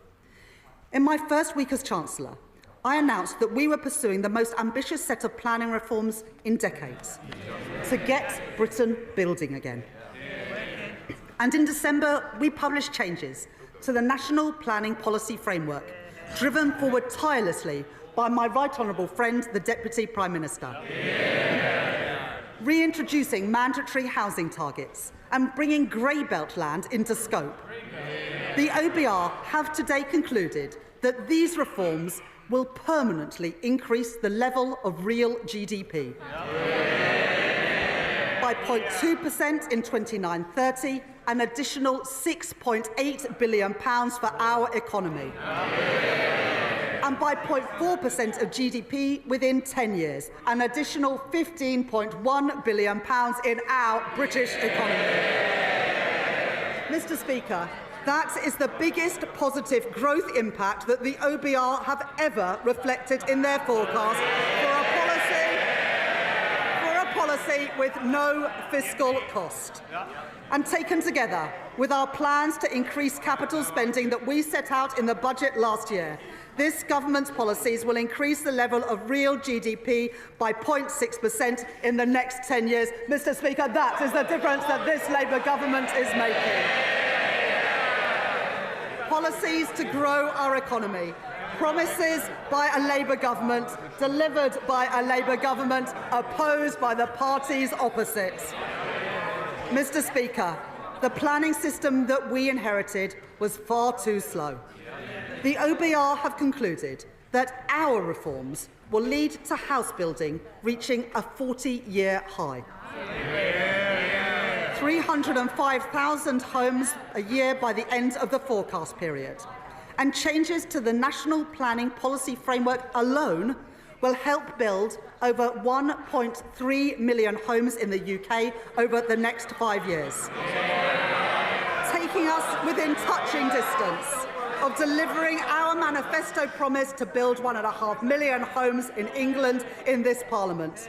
Homes promised by this Labour government, homes built by this Labour government, homes opposed by the parties opposite. The impact on our economy goes further still. I said at the election that we could not simply tax and spend our way to prosperity. We need economic growth. So I can today confirm that the effect of our growth policies, including our planning reforms, means an additional £3.4 billion to support our public finances and our public services by 2029-30. The proceeds of growth, promised by this Labour government, delivered by this Labour government, opposed by the parties opposite. Mr. Speaker, earlier this week, we provided an additional £2 billion of investment in social and affordable homes next year, delivering up to 18,000 new homes and allowing local areas to bid for new development across our country, including sites in Thanet, in Sunderland and in Swindon. More security for families across our country, promised by this Labour government, delivered by this Labour government and opposed by the parties opposite. And to build these new homes, we need people with the right skills. Earlier this week, my right honourable friend, the Education Secretary, announced more than £600 million to train up 60,000 more construction workers, including with 10 new technical excellence colleges across every region of our country, giving working people the chance to fulfil their potential. New opportunities for our young people, promised by this Labour government, delivered by this Labour government, opposed by the parties opposite. Mr. Speaker, all this is just the start. The Planning and Infrastructure Bill passed its second reading on Monday. No thanks to the parties opposite. Once this bill completes its passage, it will help deliver the homes and infrastructure our country badly needs. And I say to the parties opposite, the British people will be watching. Because if the parties opposite don't support these reforms, let us be clear about what that means. They are opposing economic growth. They are opposing more homes for families. They are opposing good jobs across our country. We on this side are clear about whose side we are on. The parties opposite must decide too. This Labour government is taking the right decisions now to secure Britain's future. And today I can confirm to the House that the OBR have upgraded their growth forecast next year and every single year thereafter. With GDP growth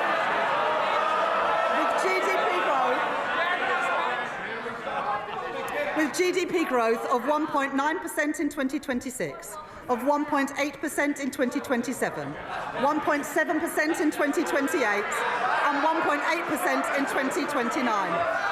Mr. Speaker, by the end of the forecast, our economy is larger compared to the OBR's forecast at the time of the budget. That is the difference that this Labour government is making. But, Mr. Speaker, this isn't just about lines on a graph. It's about improving people's lives. Working people are still feeling the pinch after a cost of living crisis caused by the party opposite that caused interest rates and inflation to go through the roof. So I am pleased that the OBR confirmed today that real household disposable income will now grow this year at almost twice the rate expected in the autumn. Compared to the forecast in the final budget delivered by the party opposite, and after taking into account inflation, the OBR say today that people will be, on average, over £500 a year better off under this Labour government. That will mean more money in the pockets of working people, higher living standards promised by this Labour government, delivered by this Labour government, opposed by the parties opposite. Mr. Speaker, the world is changing. We can see that and we can feel it. A changing world demands a government that is on the side of working people, acting in their interest, acting in the national interest, not retreating from challenges, not stepping back, but a government with the courage to step up, to secure Britain's future and to seize the opportunities that are out there before us. I am impatient for change. The British people are impatient for change after 14 years of failure. And we are beginning to see change happen. Our plan for change is working. Defence spending is rising. Waiting lists are falling. Wages are up. Interest rates are cut. That is the difference that this Labour government is making. And today, Mr. Speaker, the OBR confirm that our plan to get Britain building will drive growth in our economy and put more money in people's pockets. There are no quick fixes, but we have taken the right choices, returning stability to our economy after years of mismanagement by the party opposite, delivering security for our country and security for working people. That is what drives this government. That is what drives me as Chancellor. That is what drives the choices that I have set out today, and I commend this statement to the House. Shadow Chancellor Mel Stride. Mr. Speaker, at the last budget, the Right Honourable Lady said that she would bring stability to the public finances. Stability to the public finances. But this statement, more appropriately referred to as an emergency budget, has brought her to a cold, hard... Can I just say to you, quite rightly I want to hear to the Chancellor. I know I want to hear the Shadow Chancellor. I don't need any help. Thank you, Mr. Speaker. This emergency budget, Mr. Speaker, has brought the Right Honourable Lady to a cold, hard reckoning. She has become very fond recently to talk about the world having changed. Well, indeed it has, Mr. Speaker. This country was growing at the fastest rate in the G7 only about a year ago. And just as the OECD and the Bank of England and other forecasters, and now we learn today, the OBR have stated, growth has been halved in this year, cut in two as a consequence of the decisions and the choices that the Right Honourable Lady made on her watch. Inflation, which was down to 2%, bang on target on the very day of the last general election under a Conservative government. We are now told this year will be running at twice the level as was forecast under ourselves in 2024. This is going to mean prices bearing down on households and on businesses right across the country because of her choices. And the OBR also says, Mr. Speaker, that unemployment will be rising this year and next year and the year after. And in fact, across the forecast period, it will not decline at all. So much for the Right Honourable Lady's back-to-work plans. And we have already seen, Mr. Speaker, what it means when it comes to controlling borrowing under this Chancellor. And yes, she has come forward now with a plan to squeeze spending later on in the forecast period. And she has, of course, told the OBR that these are the elements of spending restraint to which she will stick. But what do the markets think? And could I ask the Right Honourable Lady, given her track record, given the fact that she has failed to control spending and borrowing to date, what does she think the markets are going to make of her latest promises? But the Right Honourable Lady, Mr. Speaker, says, of course, that none of this is her fault. It is the war in Ukraine. It is President Trump. It is tariffs. It is President Putin. It is the Conservatives. It is her legacy. It is anybody but her. Well, what the British people know, Mr. Speaker, is that this is a consequence of her choices. She is the architect of her own misfortune. It was the Right Honourable Lady, Mr. Speaker, who talked down the economy, so that business surveys and confidence crashed through the floor. It was the Right Honourable Lady who confected the £22 billion black hole. A smokescreen that was only ever there in order to cover up for the fact that she and the Prime Minister reneged on their promises to the British people during the last general election. And a black hole that the OBR themselves, ironically at the government's behest, have said they will not legitimise. She chose to be reckless with a sliver of headroom against her fiddled targets. She borrowed and spent and taxed like it was the 1970s. Little wonder, Mr. Speaker, that the Chancellor has tanked the economy. Little wonder we have an emergency budget, all because of her choices. Now, the Chancellor likes to tour the television studios and tell everybody they should be thankful that she will not be ramping up taxes in this emergency budget as she did before.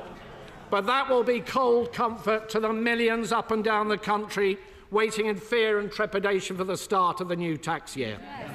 Buckling under the burden of tax that will be rising to the highest tax burden on her watch in the history of our country. And so could I ask the Right Honourable Lady if, when she replies in a moment, she will give that much-needed reassurance, particularly to businesses, that she will not be ramping up taxes still further in the autumn. Even a basic economist, Mr. Speaker, knows that if you tax something, you get less of it. You don't need to have worked at the Bank of England for 10 years, Mr. Speaker, to know that. So what did the Chancellor tax? She taxed jobs and wealth creation. She's destroyed livelihoods, businesses clobbered, big and small companies, the backbone of our economy. Enterprise crushed on the altar of her ineptitude. The CIPD telling us a third of those businesses affected will shed labour. Morrison's losing 200 jobs, Tesco 400, Sainsbury's 3,000 jobs lost. No wonder the Federation of Small Business say that outside of the pandemic, business confidence has been left at its lowest level on record. But it's not just businesses, Mr. Speaker. It's charities, it's GPs, it's pharmacists, it's those who transport children who have special educational needs, and it is hospices caring for the sick and the dying. In this House, Mr. Speaker, the Labour Party had the opportunity yesterday and last week to stop that, but they voted our amendments down. and we will never let their constituents forget it. Mr. Speaker, if you ramp up taxes, if you ramp up borrowing and spending without any commensurate improvement in productivity, it leads to growing inflation. And inflation has been increasing on this government's watch. It means that interest rates stay higher for longer. The Chancellor just now trumpeted the fact that there had been 3 interest rate cuts since the Labour Party came to office. She knows full well there should have been more than that had she managed. She knows full well. She knows full well. She knows full well, Mr. Speaker. She knows full well that interest rates are higher for longer because of the choices that she took. And this has led, Mr. Speaker, to servicing costs for our national debt, which is running at twice the defence budget. And today we have learned from the OBR that debt interest is to increase still further. None of this money, Mr. Speaker, is going to be spent on public services. It will be going down the drain. Mr. Speaker, the real black hole, Mr. Speaker, the real black hole is not the one the Chancellor invented, it is the one the Chancellor created. It's not a central problem, Mr. Speaker, the fact that this Chancellor is a gambler. Even with her fiddled fiscal targets, she left way too little headroom. Way too little headroom. And it's not the truth that whilst the Right Honourable Lady said at the last budget that that was a once-in-a-Parliament reset, she rolled the dice on a wafer-thin margin, and she lost. Reckless with her fingers crossed, she fiddled the targets and she missed them.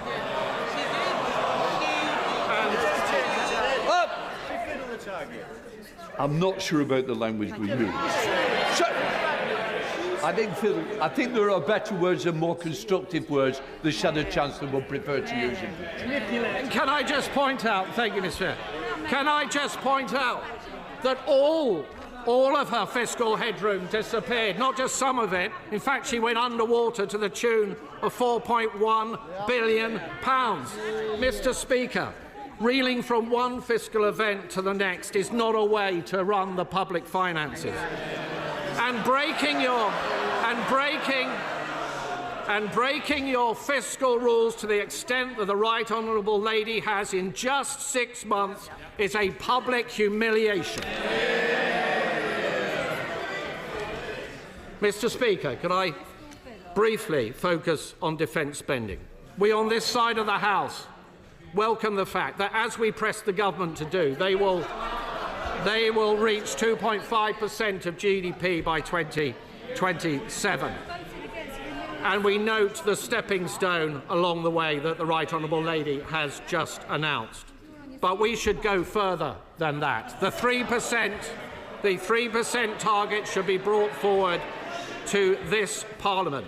So can I ask the Right Honourable Lady, given the geopolitical tensions that she has raised, what provision has she made in her headroom, in her fiscal plans, for increasing defence spending more quickly in this Parliament if that proves necessary? And could I ask her, would she scrap the absurd Chagos deal and put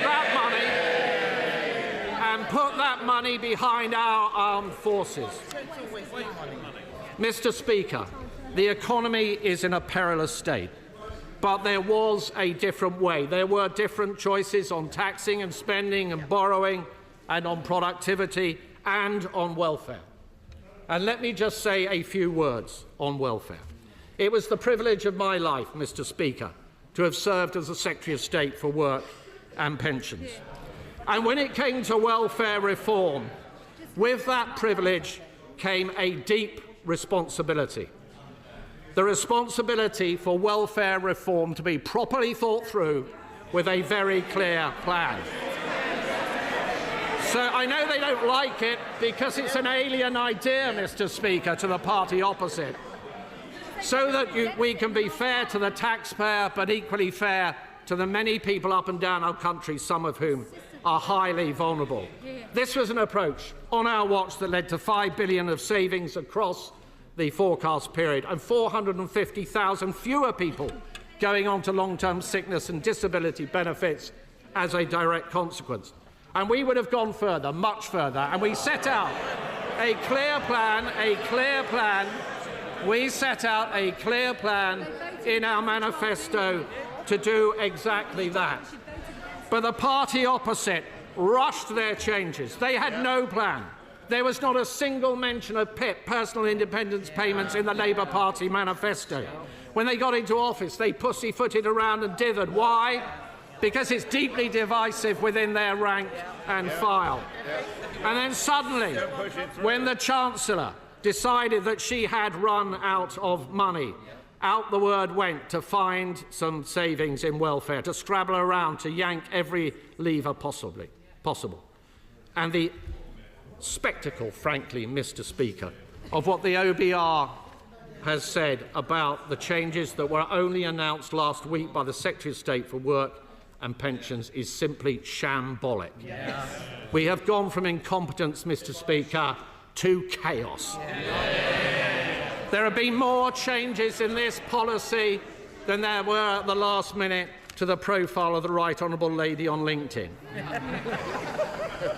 The result is the worst of all worlds, a wholly inadequate level of savings on welfare, with welfare costs still spiralling ever higher, and changes that were likely to harm many vulnerable people. So could I ask the Right Honourable Lady, when the Secretary of State for Work and Pensions came to the House last week with these changes, she did not provide an impact assessment. Was this because the OBR had not signed off the numbers?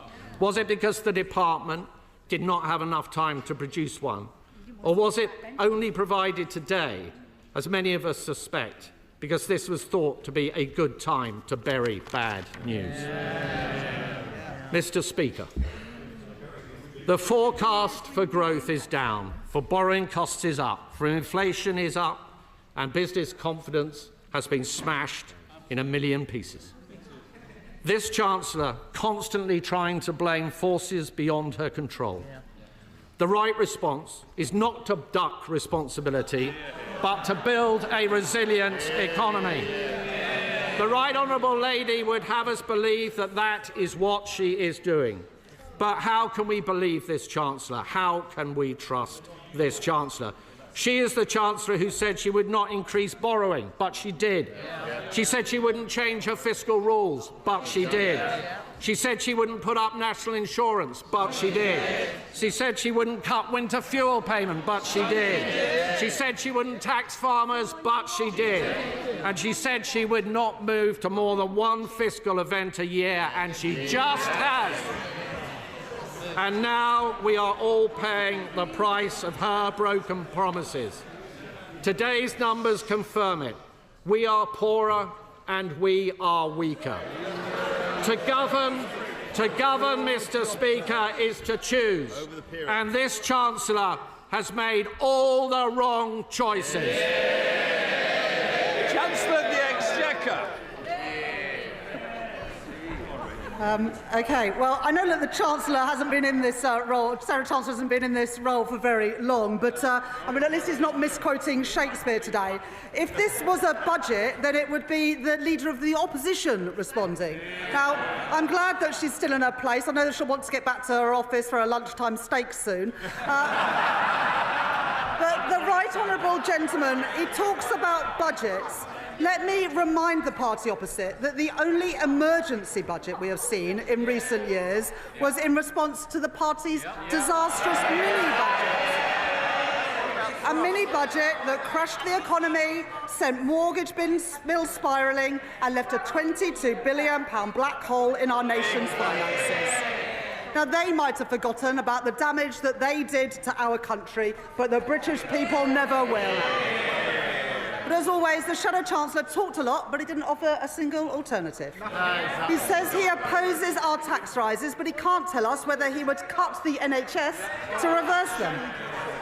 He says he wants economic growth, but they abstained on the very planning reforms that the OBR have said will kickstart growth.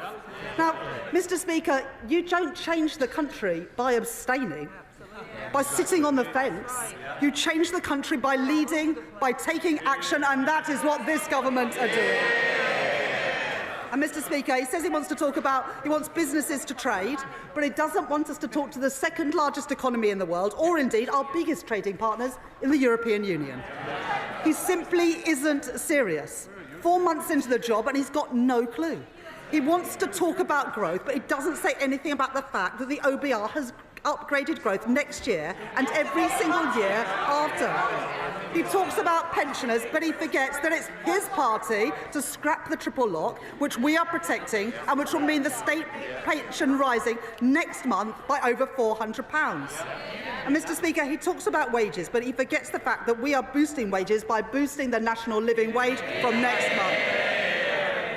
And Mr. Speaker, the Shadow Chancellor says nothing about living standards or this morning's fall in inflation, because the last Parliament was the worst on record, and the OBR today have revised up their forecast for family finances. Mr. Speaker, working people are always better off with Labour. Now, he is learning something, because at least this time he's asked a couple of questions, so let me respond to them. He asked what should the markets make. Well, what the market should see is that when I've been tested with a deterioration in the headroom, we have restored that headroom in full. That is the choices that I made. And he says that it's a slither of a headroom. Well, it's 50% more headroom than I inherited from the party opposite. When I was left with a slither of headroom, I rebuilt it after last government eroded it. That is the difference that we've made. And whilst they left the public finances and the public services a mess, we wiped the slate clean, which means we have the flexibility now to increase defence spending, as we have done in the, as the leader of the Labour Party has done. The party opposite had 14 years to increase defence spending, and now they lately come to the party. And the Shadow Chancellor mentions welfare reform and his time at the Department for Work and Pensions. What a legacy. 1 in 8 young people not in education, employment or training.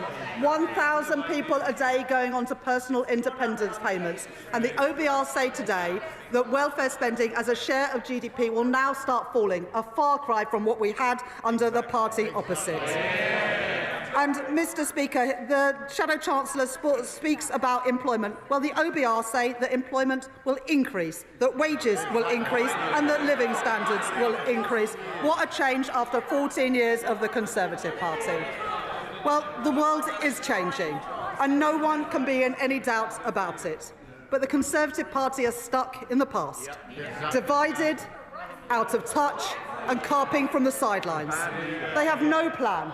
No plan to kickstart growth, no plan to fix our public services, no plan to keep our country safe. The only plan for change they are working on is to change their party leader, and you can't blame them for that. So if they have no plan, let me remind them about ours. The minimum wage up, real wages up, house building up, NHS investment up, investment in our schools up, investment in our roads up, defence spending up. Every single one of those policies opposed by the party opposite. Opposed by the Conservatives, opposed by Reform, opposed by the SNP, opposed by the Liberal Democrats and opposed by the Greens. Mr. Speaker, it's the anti-growth coalition in action.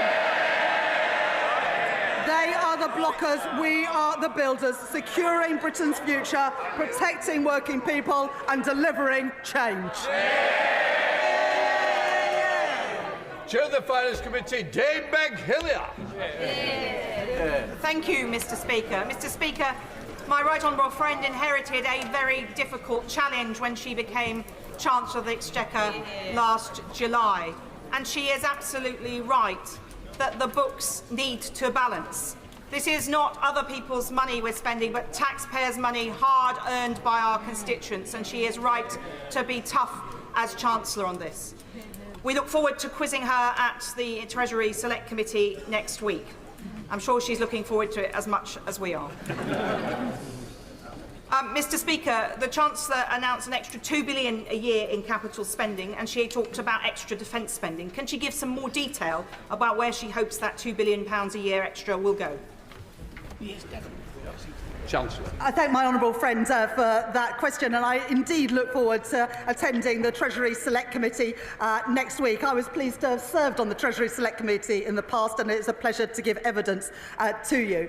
We will set out in the spending review, my right honourable friend, the Chief Secretary, will set out in the spending review the allocation of the additional capital money. But I was able to announce today £2.2 billion into defence from next year, as well as £2 billion as a down payment to build the affordable and social housing that we need. Two examples of the priorities of this government to get Britain building and to secure our national security. Liberal Democrat spokesperson Daisy Cooper. Thank you, Mr. Speaker. The people of this country are crying out for change, but they feel they're just getting more of the same. Of course, it was the Conservative Party that wrecked the public finances, but we are 8 months into the new government, and people are left wondering, where is the change that was promised? The Chancellor says that the world is changing, so why won't she change course with it? The Chancellor said she wanted a dash for growth, but with her national insurance jobs tax, she shot herself in the foot before she even crossed the start line.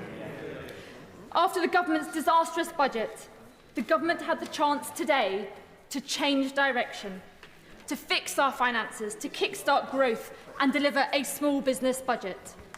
The government could have scrapped the jobs tax, which will hammer our high streets, and instead ask the big banks, the social media giants and the online gambling companies to pay their fair share instead. And the government could have changed its approach to trade, launching talks to boost growth with a new trading deal with our European neighbours. Instead, the government has made the wrong decisions to cut public services, hit disabled people and inflict more pain on our small businesses and high streets. In doing so, they have delivered no change and almost no growth at all. After years of Conservative mismanagement, people can see just how broken our public services are. They can't see a GP, they can't see a dentist, they're fighting for an education plan, and they are picking up the pieces of a broken social care system. Everything is broken, nothing works. That is why people are impatient for the change that they were promised. We have to bring the welfare bill down and support more people into work. It's right for people and our economy, but cutting support for someone who needs help getting dressed and washed in the morning isn't just wrong. It does absolutely nothing to support that person into work. And if anything, it does the exact opposite. It will also have knock-on impacts for the entitlements of their family carers too. So will the Chancellor come clean about this? If the government is serious about cutting welfare spending, it must get serious about fixing health and social care. So will the Chancellor speed up the social care review and ensure that it concludes no later than the end of this year? And in her quest to slim down the civil service, I wonder why the Chancellor has not looked at the mountain of red tape created by the last government's terrible trade deal with Europe. A whopping 2 billion extra pieces of paper have had to be completed by businesses since Brexit, enough to wrap around the world 15 times. If we manage to cut the red tape, we can give British businesses a tailwind. We can deliver far more growth than is currently predicted. We can increase the fiscal headroom to deal with global headwinds, and we can free up precious time and money in our civil service. That would be real change. Madam Deputy Speaker, business was promised change too, and today's statement should have been a small business budget. We Liberal Democrats have repeatedly raised the alarm about the impending damage from the national insurance jobs tax, the bigger business rates bills and changes to reliefs for family farms and family businesses. These changes will be a hammer blow to small and family businesses, leaving communities facing the prospect of an epidemic of boarded-up shop fronts. And there'll be a hammer blow to community health and care providers who stop our NHS from falling over. This isn't the change that was promised. So instead, I say again, the Chancellor should look again at much fairer ways to raise the tax revenue our public services desperately need, by reforming capital gains tax more fairly and asking the big banks, the social media giants and the online gambling companies to pay their fair share. I know that the Chancellor must contend with President Trump's trade war, which is causing global economic turmoil. But our response to Trump's bullying cannot be to cower in the corner and just hope that he's nice to us. We cannot sit on our hands whilst British steel is hit with Trump's tariffs. We Liberal Democrats warmly welcome the Chancellor's move to raise defence spending to 2.5% of GDP. But instead of cutting the aid budget, which abandons the world's poor and damages our soft power, she should instead be covering the cost by raising the digital services tax, handing the tab to Elon Musk and Trump's other billionaire backers. At the very least, Madam Deputy Speaker, can the Chancellor categorically rule out any reduction in the tech tax in an attempt to appease the White House, especially when disabled people in Britain face eye-watering cuts? To conclude, Madam Deputy Speaker, I have a series of questions. Will the Chancellor recognise that cutting public services that are already stretched is a false economy? Will she accept that trying to bring down the welfare bill without fixing health and social care is a road to nowhere? Will she listen to the warnings from small and family businesses that her jobs tax will do more harm than good? Will she look at the fairer ways of raising revenue that we Liberal Democrats have put forward? And will she take the bold action we need to grow our economy by rebuilding our broken trading relationship with Europe? Madam Deputy Speaker, the public were promised change. Where on earth is it? Chancellor. Thank you, Madam Deputy Speaker. The Honourable Lady says, where is the change? Well, let me tell her. More money into our NHS with 2 million additional appointments and waiting lists falling 5 months in a row. We're rolling out breakfast clubs in primary schools from April this year. We're increasing defence spending to protect us in a more uncertain world. Additional support for carers, a living wage up, the Employment Rights Bill, and so much more. That is the difference we've made in 9 months, and we've only just got started. Now, the Honourable Lady talks about trade. Well, we believe in free trade. We are a small, open trading economy, and we benefit with trade links around the world, including with our single biggest trading partner, the United States of America. And it is right that we work with our allies in the United States to ensure that that free and open trade continues. That is in our national interest, and this government will always act in our national interest. At the same time, there is going to be a summit, as the Honourable Lady knows, between the UK and the EU in May, where we look to reset our relationship so that we can see more free trade and the better flow of trade, especially for our smaller businesses to be able to export around Europe. Now, the Honourable Lady talks about welfare. Well, the Honourable Lady has not admitted that there is a single problem in the welfare system as it exists today. Now, I'm not willing, this party is not willing, to write off 1 in 8 young people who are not in education, employment or training. It's why, for example, we have just announced this week with my right honourable friend, the Education Secretary, an additional 60,000 training places to train people up in the construction industries of the future, and a £1 billion package of personalised targeted support, because there are many disabled people, and the Honourable Lady knows this, who are desperate to work but aren't getting the support, were denied the support by the last government. And that's why we have said that there will be additional support for the most sick and disabled, and that personal support for getting people back into work. And that is the right approach, so that we have protections for those who need it, work for those who can, and a sustainable system that is here for generations into the future. But I do want to take on the main point that the Honourable Lady makes, because the Honourable Lady wants all the money for public services, but she doesn't want to raise the taxes to pay for them. The tax... At the moment, we spend £105 billion a year on interest on government debt. And it seems that the Honourable Lady would just like more of that debt. She says you can't see a GP, you can't see a dentist. Well, Madam Deputy Speaker, how does the Honourable Lady, how do the parties opposite think that you pay for those things? You can't object to the tax increases and support the money that we've invested in our public services. And to say otherwise, I'm afraid, is fairy tales and the magic money tree. It just does not add up. The difference on this side of the House is that we will put money into our public services, explain where it comes from, and ensure that the public finances are on a firm footing. And that is the difference between our party and the parties opposite. Thank you, Madam Deputy Speaker. Young people in my constituency, indeed across the country, have had an incredibly difficult time growing up. Austerity saw their further education budgets cut by 14%, then a pandemic, now war in Europe. So can the Chancellor please set out how her plans to get Britain building again will help my constituents, my young constituents, get the good non-graduate jobs they need in Loughborough, Shepshed and the villages? Thank you, Madam Deputy Speaker. And the honourable member, my honourable friend, speaks powerfully on behalf of his constituents in Loughborough.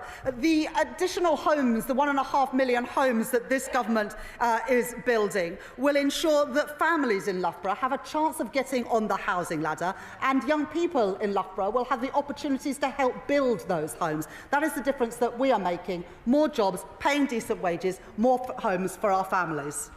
Glenn. Madam Deputy Speaker, I hope that the Chancellor next Wednesday in front of the Treasury Select Committee will reiterate her commitment not to come back with more tax increases.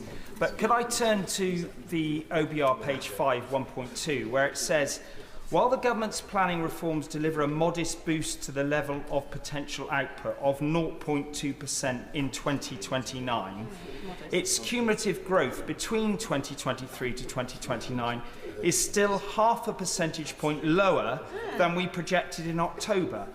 And the level of productivity is 1% lower. I'd like to know what the Chancellor thinks about that, and can she confirm that the Employment Rights Bill has not been evaluated by the OBR? Well, the key point that the right honourable gentleman says there is that from 2023 to the end of the forecast, cumulative growth is lower. But of course, this government didn't come into power in 2023. We came into power in July 2024. And what the OBR numbers show, that the economy is bigger because of the changes that we've made. It's just a difference of the dates. I look forward to coming to the Select Committee next week, and I'm sure I'll take more questions from the honourable gentleman then. Yuan Yang. Thank you, Madam Deputy Speaker. The Chancellor has rightly championed economic stability in stark contrast to the previous government, indeed in stark contrast to the previous 5 Chancellors. Yet, as she has said, the world is becoming more unstable, and that global instability feeds through to rapid changes in official projections, which can constrain our room for action. Can the Chancellor reaffirm to us that despite these challenges, she will keep her focus on fiscal stability to meet the long-term missions of this government, to defend our country, to improve living standards, and to protect the most vulnerable in our society? Chancellor. Thank you. My honourable friend is absolutely right that her constituents, all of our constituents, depend on economic stability. It ensures they know how much they're going to pay on their rent and their mortgages. It ensures that they're not caught out when they go to the shops by prices constantly rising. And that's why, as a government, we've said to grow our economy, the number one thing that we need to achieve is economic stability. And that's why I'm so pleased that the Bank of England have been able to cut interest rates 3 times since the general election, and also that the OBR forecast that inflation will fall rapidly to 2.1% next year and then 2% in the years after that. Dr. Caroline Johnson. Speaker. Madam Deputy Speaker, schools face imminently a huge rise in costs due to the rise in national insurance contributions, and they had been reassured by the government that head teachers have been reassured that the schools will be recompensed with money to cover the national insurance costs. Yet Sir Robert Patterson School in my constituency, a great school, finds itself £33,000 short. Will the Chancellor commit to ensuring that Sir Robert Patterson, and indeed all the schools in my constituency, are given enough money to cover her jobs tax? Well, public services, including schools, have been compensated for the increase in national insurance, and I'm happy for the honourable lady to get in touch with me or the Education Secretary to set out the case of that school. But the only reason we've been able to put record investment into our schools is because the stability of return to our economy, including the tax increases that we had to bring forward last year to provide that extra money for our public services, including schools, in the honourable lady's constituency. Debbie Abrahams. Thank you, Madam Deputy Speaker. And I recognise the difficulties that my right honourable friend is facing in terms of fiscal challenges and so on that she inherited. And I also support the reforms that my right honourable friend, the Work and Pension Secretary, has set out. But all the evidence is pointing to the fact that the cuts to health and disability benefits will lead to increased poverty, including severe poverty, and worsened health conditions as well. So how will making people sicker and poorer help in terms of driving our economy up and then people into jobs. Chancellor. Well, as my honourable friend knows, in the Green Paper we're consulting on a premium payment for the most severely sick and disabled, because as a government we believe that those people who need support should get it. But like the honourable lady, I recognise that there are many people who are sick and disabled. There are many young people who could be working but were written off by the previous government, and that's why we're putting record investment in helping get those people back to work with guaranteed, personalised and targeted support. And you are half as likely to be in poverty if you are working, if you move from welfare into work, and we're determined to lift people out of poverty by ensuring that there are good jobs, paying decent wages, with the security that's guaranteed through the Employment Rights Bill. Bobby Dean. The OBR have said that the package of welfare cuts, the information they received was late, with insufficient detail, and the estimates are highly uncertain. They're saying they're now going to have to certify them in the next forecast. So can the Chancellor confirm whether that means that the government have to go further with even deeper cuts to welfare than they've announced so far today? Chancellor. Well, what the OBR have done is they haven't taken into account any of the package of measures to get people back into work, or looked at any behavioural effects of people making that switch into work. And what they've said in that document is that they're now going to spend the summer looking at the entirety of the package, including the efforts that we are making with a huge package to get people back into work. I'm confident that that personalised, targeted support will get more people into work, lift them out of poverty so they can support their families, and so as an economy we can benefit from their contribution. Rachel Maskell.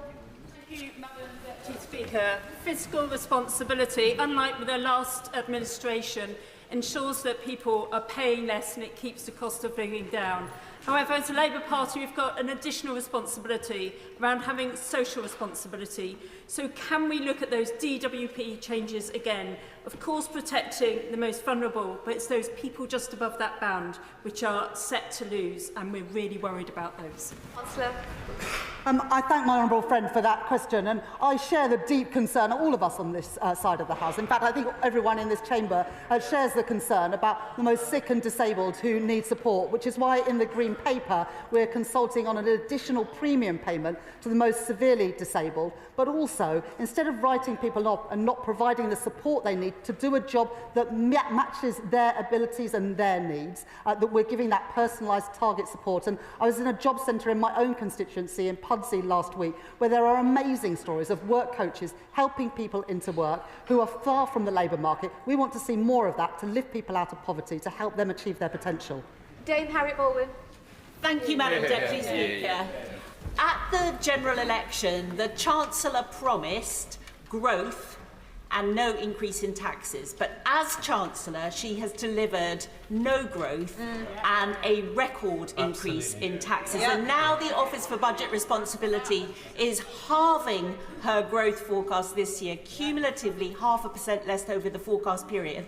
And more worryingly, they are also forecasting a 1% reduction in, over 1% reduction in productivity growth. Why does she think that is? Chancellor. I've got a huge respect for the honourable lady, but that question doesn't do her justice. As I said to the right honourable gentleman earlier, yes, if you start in 2023, cumulative growth is lower, but the general election didn't take place in 2023. It took place in 2024. The economy is bigger at the end of this Parliament than the OBR forecast previously. Those are the numbers, those are the facts, that's the difference that this Labour government are making. Ruth Cadbury. Thank you, Madam Deputy Speaker. I'd also like to congratulate the Chancellor on her excellent statement, which addresses the challenge the last government left her with. Madam Deputy Speaker, to drive growth across the UK, new heavy and light rail infrastructure is badly needed. So what work is the Chancellor doing to develop new models of funding in order to deliver these important projects? Chancellor. I thank my honourable friend for that question. And one of the reasons that we've put an additional £13 billion into capital spending over the forecast period is that we can then invest in the infrastructure that our country needs, including in transport infrastructure, which I know the honourable lady, as chair of the Select Committee, has a keen interest in. And she's absolutely right that we do need to look more at how we can leverage in private sector funding for a whole range of projects, including the Lower Thames Crossing. Chris Coughlin. Thank you, Madam Deputy Speaker. And I'd like to declare an interest as an alumni of London Business School. The Chancellor will recall on the Treasury Committee in November that I asked her to look at a specific London Business School paper on using defence spending, specific public R&D on defence spending, to boost economic growth. I was delighted to hear that the Treasury did evaluate that specific paper by Professor Paolo Saruco as part of the spring statement, and has listened to me and the Liberal Democrats. So does the Chancellor agree with me that using defence spending focused on public R&D can be one way not only to keep us safe, but also to raise productivity and boost economic growth? Chancellor. I thank the honourable gentleman for that question, and I look forward to taking more questions from him at the Select Committee next week. When I've been to visit defence companies or met our armed forces, they tell me about the amazing ability that new technology and innovation has to help them do their jobs better in keeping our country safe. And so as we invest more in defence and get to that 2.5% of GDP, it is absolutely right, as I've set out today, that more of that money is used for innovation, R&D and new technologies. Zubair Ahmed. Thank you, Madam Deputy Speaker. Congratulate my right honourable friend on grasping the challenges and the opportunities that this new world presents us. Opportunities that will mean that in my constituency of Glasgow South West there will be more investment into the defence sector. And Madam Deputy Speaker, that is timely, because after 18 years of SNP government, 1 in 6 people in my constituency are economically inactive. Will my right honourable friend agree with me this investment will finally raise their ambitions and raise their pay packets? Chancellor. Well, unlike the SNP, the Labour Party supports investment and jobs in the defence sector in Scotland that support people in Glasgow and South West and in many other parts of Scotland. More good jobs for young people, more jobs paying decent wages, keeping our country safe. That's what this party believes in. It's a shame the SNP believe in something entirely different. Thank you, Madam Deputy Speaker. A cloud hangs over the economy in northern Lincolnshire at the moment, with the potential for significant job losses at the Scunthorpe Steelworks. In view of that, could the Chancellor give an assurance that funding will be available not only to look after any redundant workers, but also to attract new business and retraining for existing workers? Chancellor. At the general election, we set out our plan for a steel fund as part of the National Wealth Fund. I absolutely understand the concern of the honourable member and other honourable members in the House about the future of the steel industry in this country. We were able to improve the deal for Tata to protect more jobs in South Wales. We want to have a thriving steel sector right across the UK, and we'll continue to work with the company and with the trade unions there to achieve just that. Richard Bergen. Thank you, Madam Deputy Speaker. Making cuts instead of taxing wealth is a political choice, and taking away the personal independence payments from so many disabled people is an especially cruel choice. A disabled person who can't cut up their own food without assistance, and can't go to the toilet without assistance, and can't wash themselves without assistance will lose their personal independence payment. So hasn't the government on this taking the easy option of cutting support for disabled people, rather than the braver option, which would be to tax the wealthiest through a wealth tax?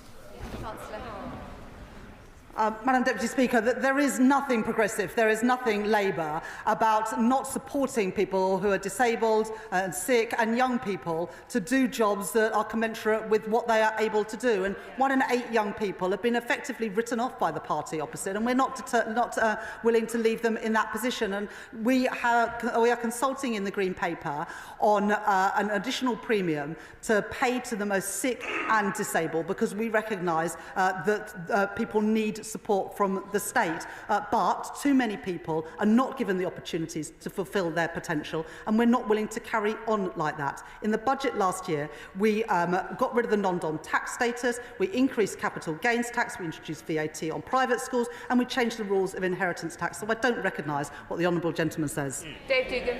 Thank you, Madam Deputy Speaker. The Chancellor tells us the world has changed, and if that's true to allow her to stick the boot into disabled people, it must also be true then to allow her to review her income tax rates, perhaps commensurate with those existing in Scotland, which has saw the Scottish economy grow in January by 0.3%, while the UK contracted by 0.1%. She could also choose to revise the government's position on reaccessing the single market in the European Union, which would allow a 30 billion recurring return with no compensation required, or a 1% tax on assets over 10 million. A wealth tax, as one of our backbenchers has just highlighted, 40 billion recurring every year with no need for compensation.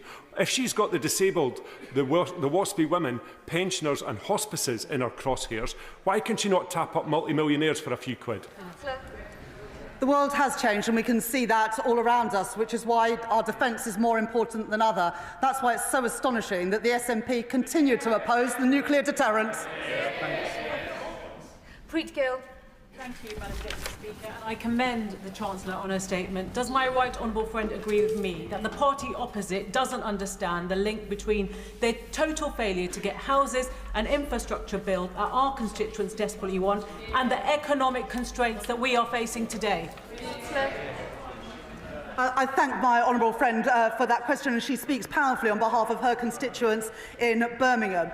We need to build the homes that all of our constituents are crying out for. The level of home ownership had declined under the previous government, and we're determined to turn that around, as well as building the affordable and social housing that our country needs. And as we build those homes, more good jobs for young people with pride in their work, good jobs paying decent wages, backed by the increase in the national living wage and our employment rights bill. James Cleverly.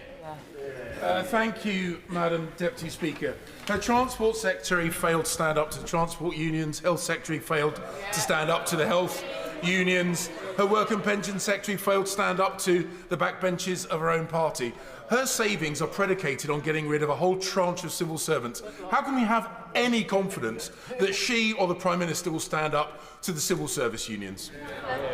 Today, as part of the Transformations Fund, we've set aside £150 million next year for redundancy costs for a voluntary exit settlement, showing how serious we are about reducing the size of the civil service after it increased to record levels under the party opposite. Michelle Strobhan.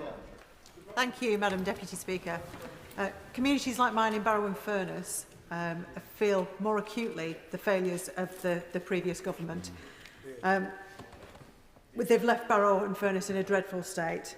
Does the Chancellor agree with me that it's through this government's commitment and funding towards Barrow-in-Furness and our defence sector that we will change things transformationally on the ground in Barrow and mean that Barrow can be a blueprint for how the defence pound can be better spent across our constituencies? I know that my honourable friend is incredibly proud to represent Barrow-in-Furness, and that her constituents are incredibly proud to work on our nuclear deterrent, and this government will always stand with them with our new plan for Barrow, for new jobs, new investment in the town, so we get value for money for taxpayers, but also, most critically, we ensure our country's national security. Sir John Hayes. Thank you, Madam Deputy Speaker. The Chancellor was right to highlight productivity as an issue. I'm right, too, to focus on skill shortages, although she didn't explicitly note the implicit link between them. She failed, however, to say that her productivity ambitions have been scaled back and that the number of NEETs, young people not in education, employment, training, that she noted, is growing, actually. So will she set out, perhaps in a further note, a note in the Library of the House or a statement, by how much she expects apprenticeships to grow year on year? When I was Minister, it reached the highest level in modern times, and the number's much lower now. So we need to grow apprenticeships, to make skills, to grow productivity. Will she do that? For if she doesn't, people will feel that hope exceeds expectation. I thank the honourable gentleman for that question, and I know he speaks powerfully about something he knows a huge amount about. Let me just answer three parts of that question. First of all, the OBR do revise up productivity in their forecast. Secondly, on young people not in education, employment or training, it's a massive problem, 1 in 8 young people. The OBR, as I said in the answer to a previous question, haven't taken into account the impact of our Back to Work programme. They're going to work on that over the summer with the DWP and the Treasury, because we want to make sure that we design that in a way that gets as many young people back into work, contributing to the economy, contributing to our society. And we were able to announce just a couple of weeks ago in National Apprenticeship Week an expansion of the apprenticeship programme, particularly with foundation apprenticeships, relaxing some of those requirements about maths and English, because if we want to build the homes that our country needs, we need to get people into those construction jobs and not say, I'm sorry, you didn't get a grade C in maths and English, you're not welcome on the construction site. That makes no sense at all, which is why we're reforming how apprenticeships work to get more people with the skills they need to make a contribution to their families and the economy. We want those numbers going up. Joanna Baxter, she'll be followed by Steve Darling. Joanna Baxter. Thank you, Madam Deputy Speaker. Our fiscal rules were designed to ensure that we didn't repeat the damaging austerity of the party opposite, which harmed my constituents so much. Does my right honourable friend agree it's only because of those fiscal rules that the OBR have today confirmed that people in Paisley and Renfrewshire South will be on average £500 a year better off with this Labour government? Chancellor. To ensure people are better off, we need to control inflation, which is why stability is so important. Bring interest rates down, and the Bank of England have had the confidence to cut interest rates 3 times since the election, and also boost wages, which we're beginning to see with real wages growing at twice the rate of inflation. That benefits my honourable friends' constituents and people up and down the country, and that's why we welcome the fact that the OBR today revised up real household disposable income per person by £500. Steve Darling. Thank you, Madam Deputy Speaker. Today and last week, the Chancellor rushed through severe cuts to the benefit system that will hit some of the most vulnerable in our society. Whilst we should have considered benefit reform, this is ill-conceived. Can the Chancellor explain to the Chamber why she is choosing to balance the books of the nation on the backs of some of the most vulnerable of those in our society? Chancellor. I have huge respect for the honourable gentleman, but I think everybody in this House and everyone in the country can see that the welfare system is just not working. When you've got 1 in 8 young people not in education, employment or training, 1,000 people going on to personal independence payments every single day, we can't carry on like this. The basic principles of this government is that people who need support should be protected. Those who can work should work, and we will support them with personalised, targeted support, and that we need a system that is sustainable. That is what the reforms set out by my right honourable friend, the Work and Pension Secretary, deliver last week, alongside the Green Paper, where there will be further consultation to make sure that those with the most severe need get the additional support that they are rightly entitled to. We have another 45 minutes. As questions are short, more members will get in. Imran Hussain. Thank you, Madam Deputy Speaker. It's absolutely right that the party opposite devastated our communities and left us with billions of pounds of debt. But it is not right that disabled people and the most vulnerable in our society should pay for that. Thousands of my constituents continue to be fearful about the announced welfare cuts. Disability organisations have warned that hundreds of thousands will be pushed into poverty. So I say to the Chancellor, we must make the right political choice. Protect the most vulnerable in society and introduce a wealth tax so that multimillionaires and billionaires can pay their fair share. Chancellor. But my honourable friend represents the constituency that neighbours mine, and he knows and I know that there are far too many people in both of our constituents, in Leeds and Bradford, who are written off.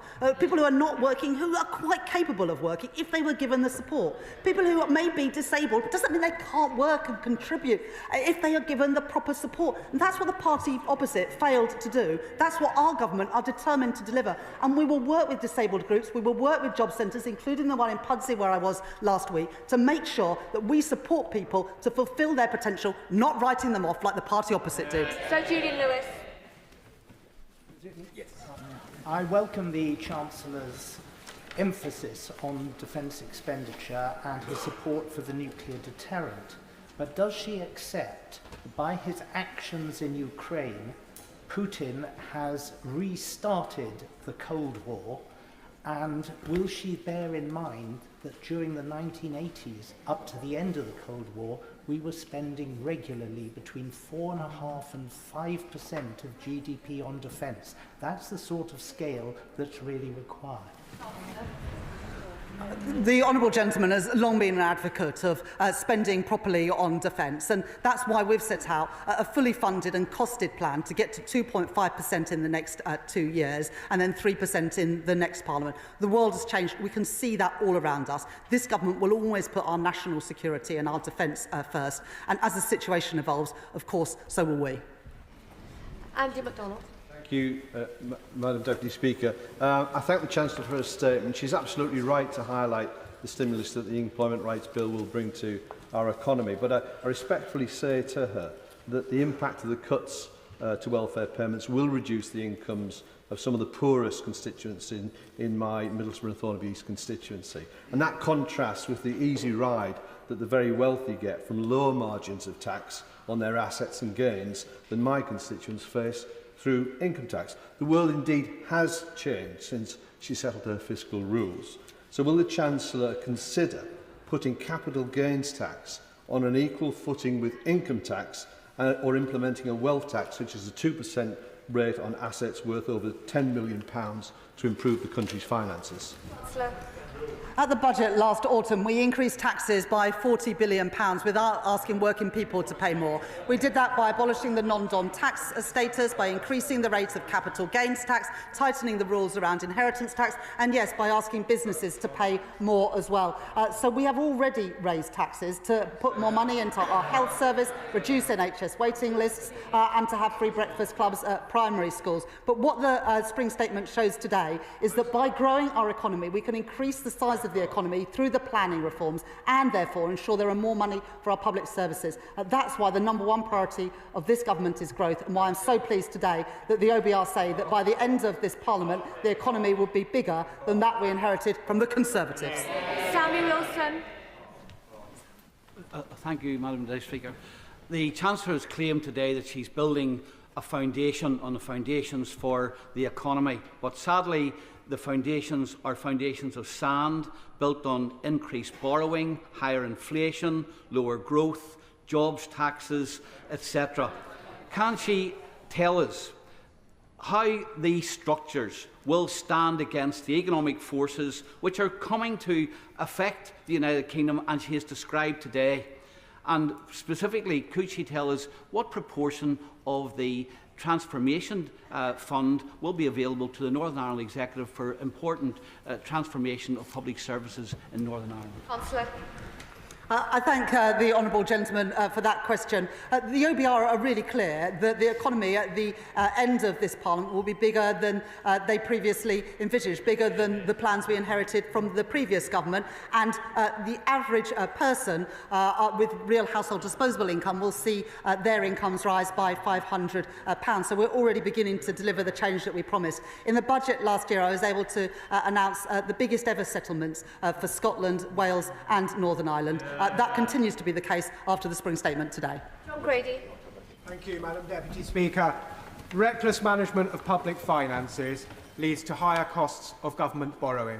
And as any economist will tell you, that increases the cost of capital across the British economy, putting at risk and increasing this cost of essential investments in housing and infrastructure that my constituents desperately need. Would my right honourable friend agree with me that this is a very important reason why it is essential to manage public finances carefully, unlike the last Conservative government, and unlike the government in Scotland, which is over-familiar with emergency budgets?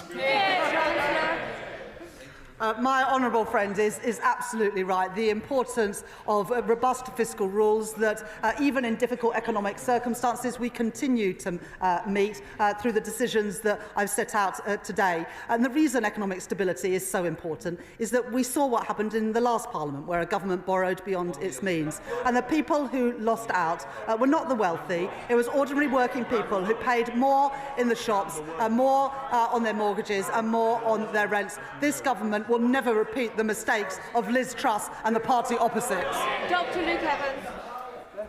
The Chancellor has created a storm and now is complaining about the rain. She increased spending to 70 billion, she increased borrowing by 30 billion, she increased tax by 40 billion, and yet the economy shrank in January. Now, she did talk about change and the abolition NHS England. Now, I put a written question in to the department to say how much would this cost. They said there would be some upfront costs, but couldn't specify. So with this top-down change, could she tell me what the estimated cost is of abolishing NHS England?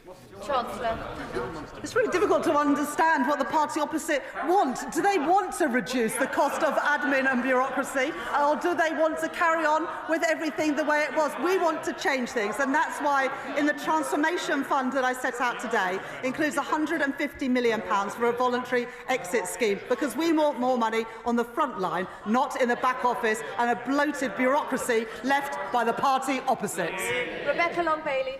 Madam Deputy Speaker, there's so much to welcome in today's statement, but the Chancellor will be aware of serious concerns regarding welfare reform. And my constituent told me last week, I'm terrified of what will happen to me if I can't work. I'm already having thoughts of suicide at the prospect of these changes and what they mean for disabled people. Today's impact assessment shows 250,000 increase in relative poverty, 50,000 increase in children living in relative poverty. What will the Chancellor do to stop this from happening? Chancellor. Well, the Honourable Lady speaks about a constituent who is in work, and she, I'm sure, like others, will welcome the work that Charlie Mayfield has done about ensuring that people with sickness and disability can stay in work, because we know that the best place for people is in work for their health, both physical and mental. But we know too often when people drop out of the labour market, they really struggle to get back in. So alongside the targeted support to get people back into work, we're determined to work with businesses to ensure more people with sickness and disability can stay in work, contributing to their family finances and contributing to the wider economy. Nigel Farage. Thank you, Madam Deputy Speaker. Would the Chancellor agree that measuring growth and relative wealth by GDP is not the most relevant number to our constituents? Because we're living in an age of mass immigration and a rising population, it is GDP per capita, surely, that matters to our constituents, and that has fallen consistently for the last 2 years and is falling still. And shouldn't we tell people, actually, they are getting poorer? Well, the OBR forecast that GDP per capita will increase by 5.6% during the course of this Parliament, having fallen under the previous government. So if he ever gets to Clacton, he can tell his constituents that. Matthew Patrick. I welcome the Chancellor's investment of £3 billion into a transformation fund to sort out how government is run. Does the Chancellor agree with me that this is reform that the Tories ducked, should have done it, didn't do it, and actually their failure to address this put pressure on frontline services and stretched public finances? Chancellor. The Transformation Fund, worth £3.25 billion, is about trying to reduce costs further out, the costs of failure. So that's why we're putting more money into recruiting foster carers, because we want to make sure that more children can get the best possible start in life. But we also know that if children end up in poor quality children's homes, that has consequences not just for their lives, but also for other services later in life. It's also why we're putting more money into technology in the probation service, so that we can make sure that probation works better for rehabilitating offenders, but also ensuring that people pay for the crimes that they commit. Alberto Costa. Thank you, Madam Deputy Speaker. The Chancellor rightly reminded this House in her statement that the British public are watching. And among the British public watching are tens of thousands of the most vulnerable pensioners in our society. Can she please explain to the House what is Labour about removing the winter fuel payment from those having £13,500 a year? Next month, because of the triple lock which we've been able to protect, the basic state pension, the new state pension, will increase by more than £400. And during the course of this Parliament, because of the triple lock, which the Shadow Chancellor opposes, the triple lock will cost an additional £31 billion. So that's the protection that we're giving to pensioners, as well as record investment into our NHS, which of course older people use with greater frequency than anyone else. Zara Sultana. Madam Deputy Speaker, the UK is the 6th richest country in the world, yet over 1 in 3 children and 25% of adults live in poverty. Since Labour came into power, 25,000 more children have been pushed into poverty due to the 2-child benefit cap. And now, according to the government's own impact assessment, over 250,000 people will be pushed into poverty as a result of these cuts, including 50,000 children. So I asked the Chancellor, who earns over £150,000 annually, has accepted £7,500 worth of free clothing, and recently took freebie tickets to see Sabrina Carpenter. Does she think austerity 2.0 is the change people really voted for? There's nothing progressive and there's nothing Labour about pouring more money into a broken system.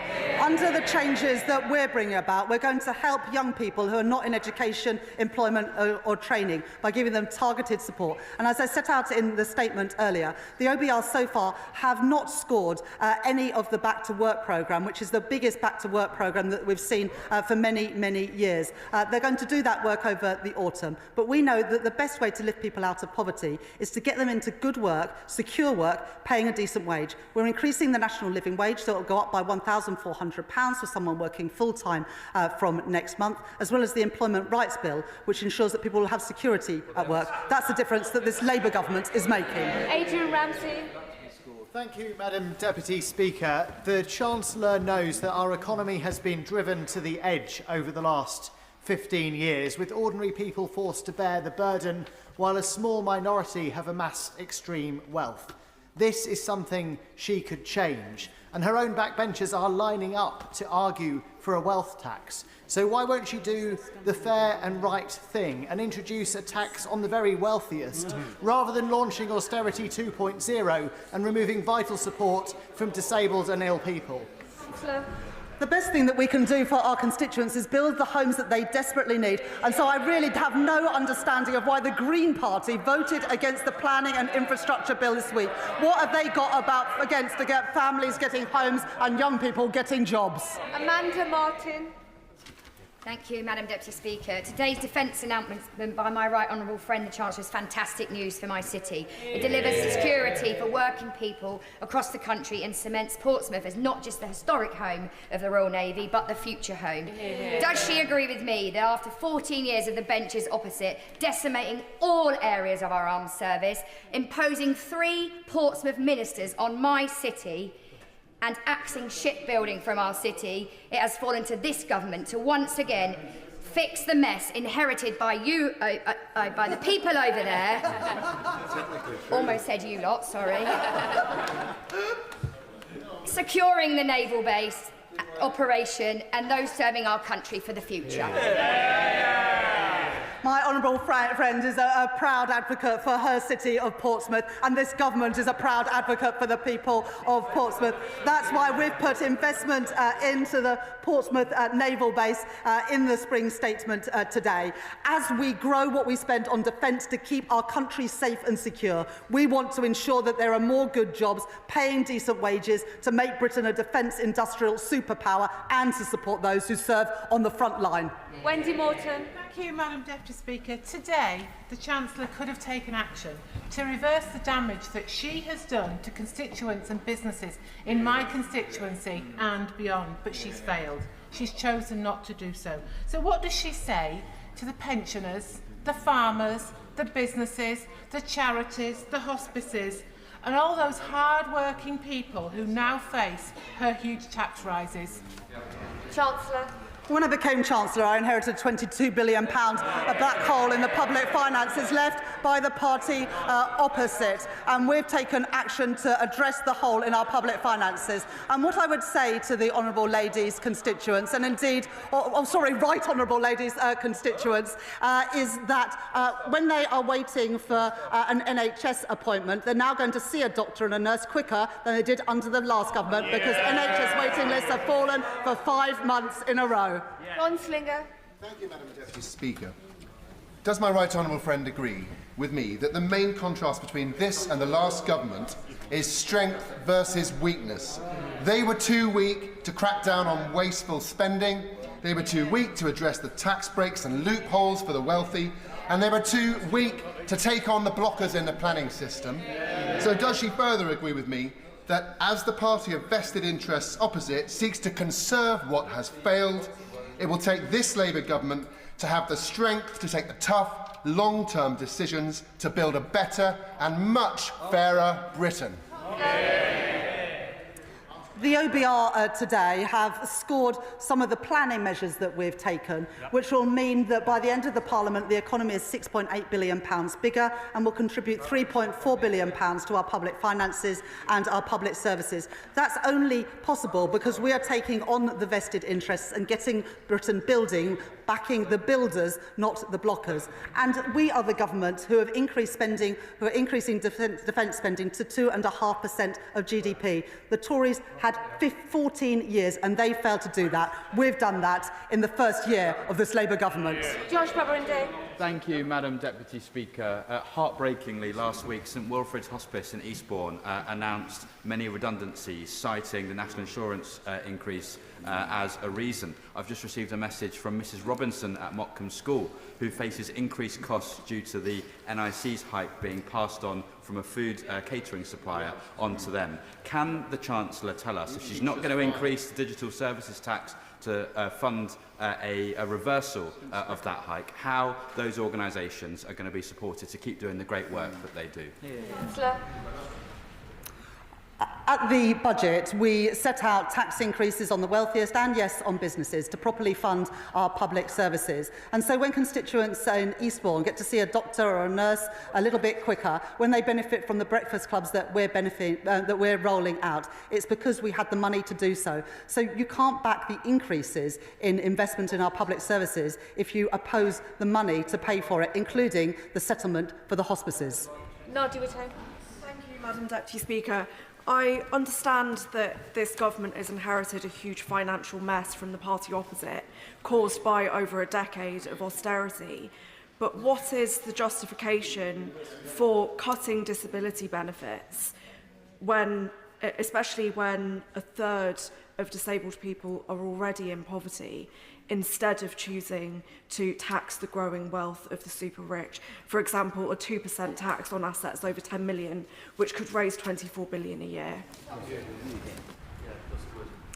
At the budget, we set out £40 billion worth of tax increases, including getting rid of the non-dom tax status, increasing capital gains tax, VAT on private schools, and tightening the rules around inheritance tax. We made those decisions so that we could invest more in our public services, including in our schools and our hospitals, and indeed we have now lifted defence spending within the next 2 years to 2.5% of GDP. And on welfare spending, there's nothing progressive about writing off a generation of young people, and that's why our targeted personalised support will help people get back into work, lift them out of poverty and help them contribute both to their family finances and our nation's finances. Thank you, Madam Deputy Speaker. The Right Honourable Lady talks of financial responsibility, so could she tell us, please, when government bond yields hit their highest level since the global financial crisis, and who was the Chancellor of the Exchequer then? And if she needs a clue, we can bring her a mirror. Thank the Honourable Lady for that question. You can see, if you look at financial markets and follow them closely, that the increase in bond yields in the UK, in France and Germany have closely tracked each other. Global financial instability has affected countries around the world, and that's why it's so important that we continue to meet our fiscal rules, as I have set out today. Rushworth. The member for Clacton a moment ago mentioned GDP per capita. I see he's asked his question and ran away. The truth is that GDP per capita only increased 4.3% in the past 16 years, compared to 46% in the years prior. What matters to my constituents is not just the growth, but it's the growth that they can feel in their pockets, in the left-behind towns and villages of Bishop Auckland. So what will she do to ensure that working people feel the growth? My honourable friend is absolutely right, and this government wants people in Bishop Auckland and constituents across our country to feel the benefits of that growth, with good jobs, paying decent wages in all parts of the country. That's why we are increasing the national living wage, that's why we are making work pay, and that's why we are backing the builders, not the blockers, blockers to create new jobs, new homes for families, new transport infrastructure, new energy infrastructure. And that's why the OBR today say that compared to the plans we inherited, real household disposable income per person is set to rise by £500 by the end of this Parliament, showing the difference that this government is making. Claire Smeddy.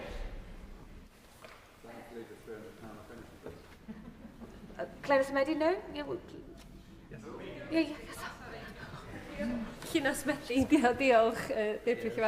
Wales has a higher percentage of disabled people and a large public sector workforce compared to the UK, and so we'll hit hardest by these cruel cuts.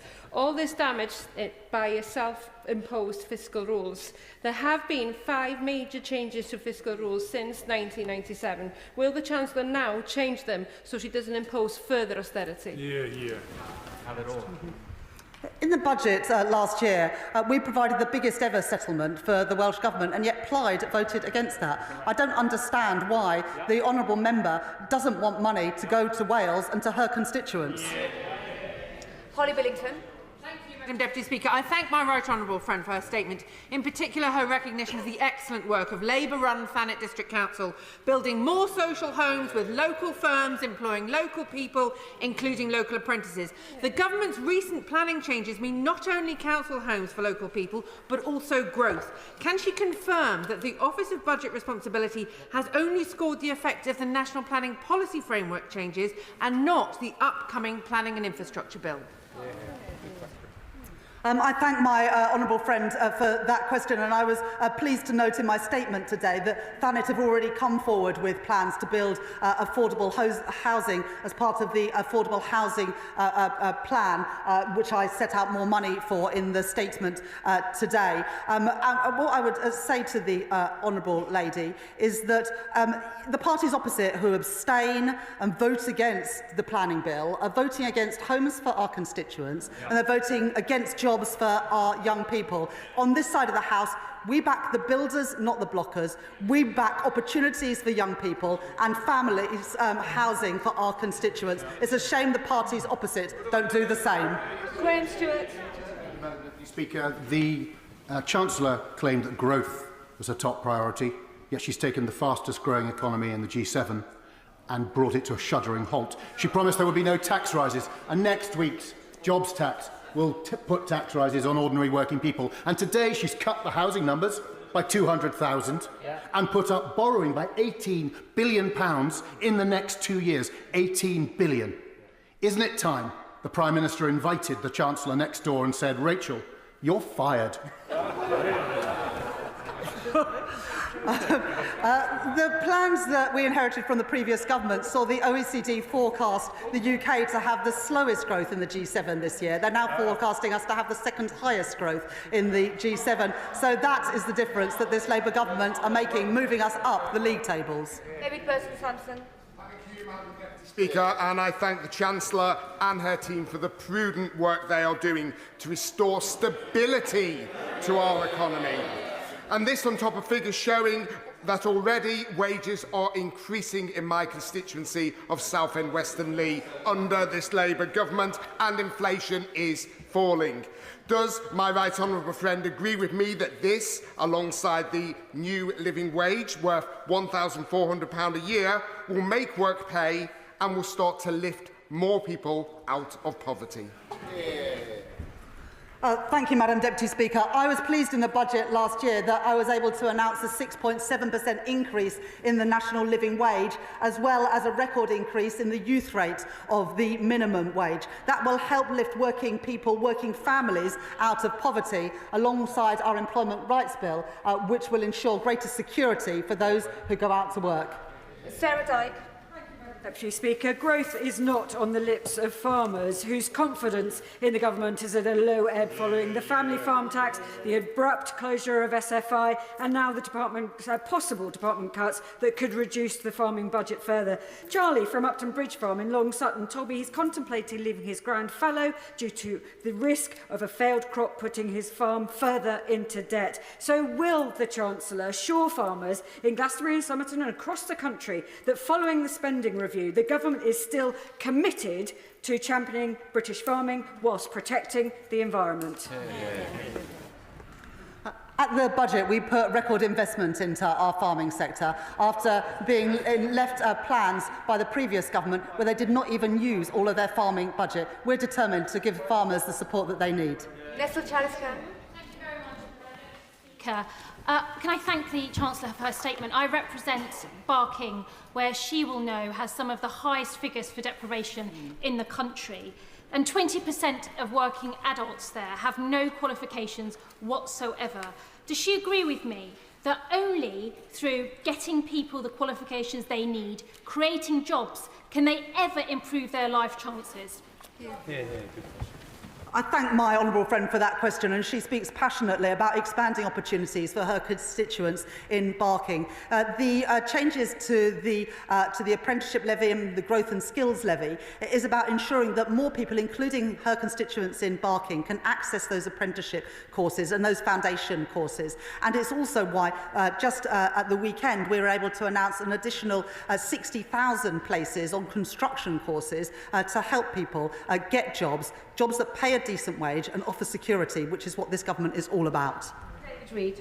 Thank you, Madam Deputy Speaker. Given that the Chancellor chose not to mention Chagos in her statement, and given that she chose not to answer the Shadow Chancellor's question on Chagos, can the House now assume that this disastrous deal will not be going ahead, and more importantly, that the UK taxpayer will not be footing the bill? Well, as the honourable gentlemen know, our Prime Minister and President Trump discussed these issues when our Prime Minister was at the White House recently. We continue to work on those plans. The most important thing is that we protect our national security and can continue to operate out of that important base. Neil Duncan-Jordan.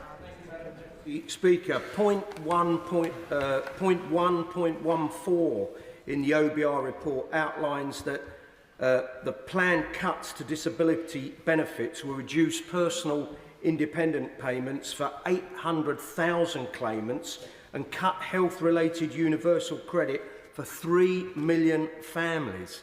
Isn't it time we ask those with the broadest shoulders to carry the heaviest burden rather than the poorest in our society? I thank my honourable friend for that question. As I've already set out, the Office of Budget Responsibility in their numbers don't assume any changes in terms of people going back to work. That's what we're going to work on with the OBR, DWP and Treasury over the summer so that we develop those plans to ensure that people aren't worse off, but they're actually better off because they can progress into jobs that suits their abilities and needs because we want more people to have the fulfilment of a good job with security that pays a decent wage. Alex Brewer. Thank you, Madam Deputy Speaker. In a statement with significant problems, I do welcome the Chancellor's commitment to better military homes, which the Liberal Democrats have been calling for. Will the Chancellor clarify how much, by when, and will this include RAF Odium in my constituency of North East Hampshire, or is it just for those constituencies she listed which happen to have Labour MPs? We support military families wherever they are based in the United Kingdom, and we will set out more detail in the spending review in June. But already in the last few months, we have taken back into the public sector homes that were previously contracted out to the private sector, so we can make improvements to military accommodation, something that I know will be welcomed in her constituency and by military families across our country. Sarah Coombs. Deputy Speaker, my constituents in West Brom work hard and pay their taxes, and they want to know that the government treats that money with respect. I'm glad we finally have a Chancellor who is being careful with every pound of taxpayers' money so we can invest in the NHS, which has seen a 10% cut in the waiting list in my area. Can the Chancellor set out how she is drawing a line under the waste and chaos of the previous government and finally putting our public finances back on a stable footing? I thank my honourable friend for that question, and she speaks powerfully on behalf of her constituents in ensuring that people in West Bromwich get a good deal from their public services and value for money when they pay their taxes. There was too much waste under the previous government, and that was exemplified during the pandemic when so many contracts went to friends and donors. That's why we've appointed a COVID corruption minister, because we want that money back in our public services, not in the hands of Tory friends and donors. Jeremy Corbyn. Thank you, Madam Deputy Speaker. There are 4.3 million children living in poverty in our society. There are 1.2 million people in receipt of PIP who are about to lose it following her statement last week. She's put a huge amount of money into defence. Could she not think for a moment of reversing the decision last week to take $5 billion out of the welfare budget and end the two-child benefit cap, which has driven so many children and families into really desperate poverty? I'm not going to make any apologies for putting more money in defence. This Labour government takes defence of our country seriously, and so we should. We are the party that created NATO, and under the leadership of the Labour Party today, we will always defend our country. David Kinzer-Dushinsky. Madam Deputy Speaker, can I congratulate my right honourable friend on her statement and on her action to end austerity, investing £26 billion in the NHS, £3 billion in education, raising defence budgets and unleashing over £100 billion of additional capital investment to build the foundations of our economy. On the day after this government voted through a pay rise to 3 million working people by raising the minimum wage, does she agree with me that it's only by making the tough decision to restore stability and by pushing ahead with the government's bold plans for reform that we can repair the terrible damage done by the party opposite, deliver strong public services and get more money in people's pockets? I thank my honourable friend for that question and also all the work that he's doing to back growth, to improve living standards for working people. And I was pleased in the spring statement today to announce £13 billion extra during the course of this Parliament for capital spending, because we know that the easy choice that the previous government made was always to cut capital spending, which is why we're in the mess today that we are, because of the deterioration of infrastructure. We won't make those short-term decisions. We will invest to grow our economy, working with business to do so.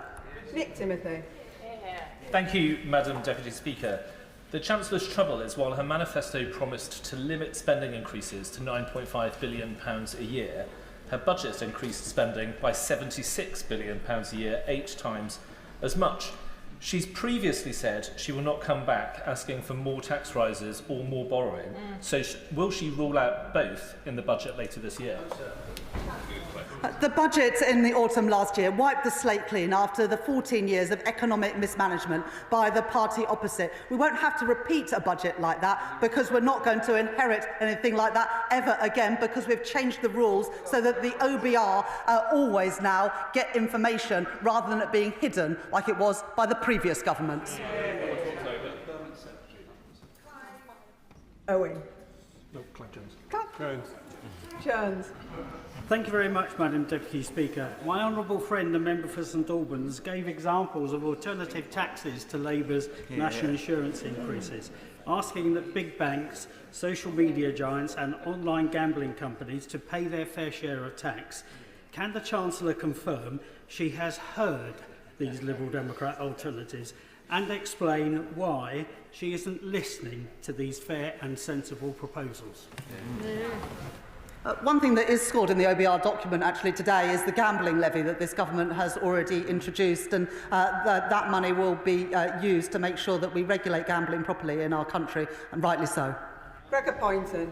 Thank you, Madam Deputy Speaker. For defence companies in Scotland, UK Export Finance plays a crucial role in financing sales to our allies around the world, including Ukraine. Can the Chancellor therefore outline how the increase in capacity in UK Export Finance will help defence companies in Scotland create jobs in my Livingston constituency and strengthen our national defence?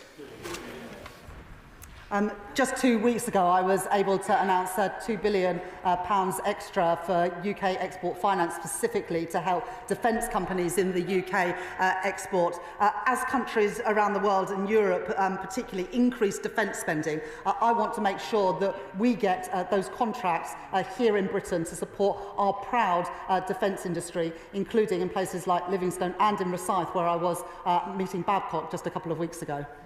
Robin Swan. Thank you very much, Madam Deputy Speaker. The Chancellor's statement referred to people who were listening. The President of the Ulster Farmers Union was actually in the public gallery to hear her statement, which didn't reference agriculture or farming at all. It talked about country security and safety, nothing on food safety. It spoke of writing off the generation of young people. The Chancellor's family farm tax will write off a generation of young farmers. What confidence can the Chancellor give our agricultural sector? With specific reference to agricultural property relief, unless you have a farm that is worth around £3 million, you won't be paying extra tax. More than 2/3 of farms are not affected at all by the changes in that relief. And if you do pay the tax, it's at half the rate that anybody else pays, and you can pay it interest-free over a period of 10 years. Very different from the inheritance tax bills that anybody else pays. Mark Ferguson. Madam Deputy Speaker, and I welcome the Chancellor's reference in a recent answer to the £13 billion of additional capital expenditure announced today. So can she put today's statement in the context of the significant investments already made and forthcoming, and contrast it with the last government, who didn't have a plan for long-term growth and abandoned communities like mine? My honourable friend speaks powerfully on behalf of his constituents in Gateshead, who rely on the infrastructure that our country needs, whether that's energy, digital or transport infrastructure, and in fact the houses that all of our constituents need. In the budget last year, I put £100 billion extra into capital spending during the course of this Parliament, and I've been able to announce an additional £13 billion today. Unlike the party opposite, I'm not willing to cut capital investment, because capital investment is absolutely crucial to grow the economy and to leverage in the private sector investment that we need as well. Madam Deputy Speaker, the Chancellor's made much of the government's investment in defence and desire to make the country a defence industrial superpower. I'm keen to pitch for a slice of the protected £400 million for UK defence innovation. Huntingdon is the home of our defence intelligence capability, the US Air Force's Joint Intelligence Operations Centre Europe and the NATO Intelligence Fusion Centre. It has a huge investment in sites like the Alconbury Wilder Enterprise Campus, Brampton Cross and potentially the redevelopment of the MOD land around RAF Whitton as well. Perfect location for defence start-ups, and with the arrival of several already in flight, the US government is investing north of £500 million in Huntingdon alone. So could I ask her to make a similar commitment to Huntingdon and include it in her list of defence sites?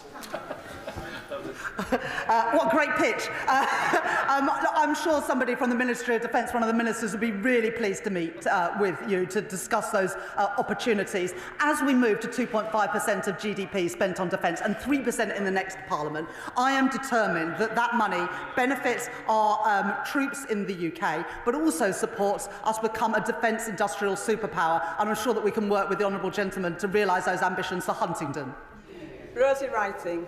Madam Deputy Speaker, the party opposite left a £22 billion hole in our public finances, and they continue to oppose every decision made by the Chancellor to clean up their mess.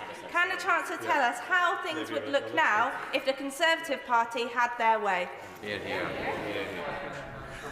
Well, what it would mean for people in Kettering and around the country if we had continued under the plans of the previous government is that interest rates would have remained high, inflation would have remained high and growth would continue to flatline, whereas the OBR today forecasts that real household disposable incomes will rise, growth will be higher, living standards higher, because we have returned stability to the economy and we are backing the builders, not the blockers. Max Wilkinson.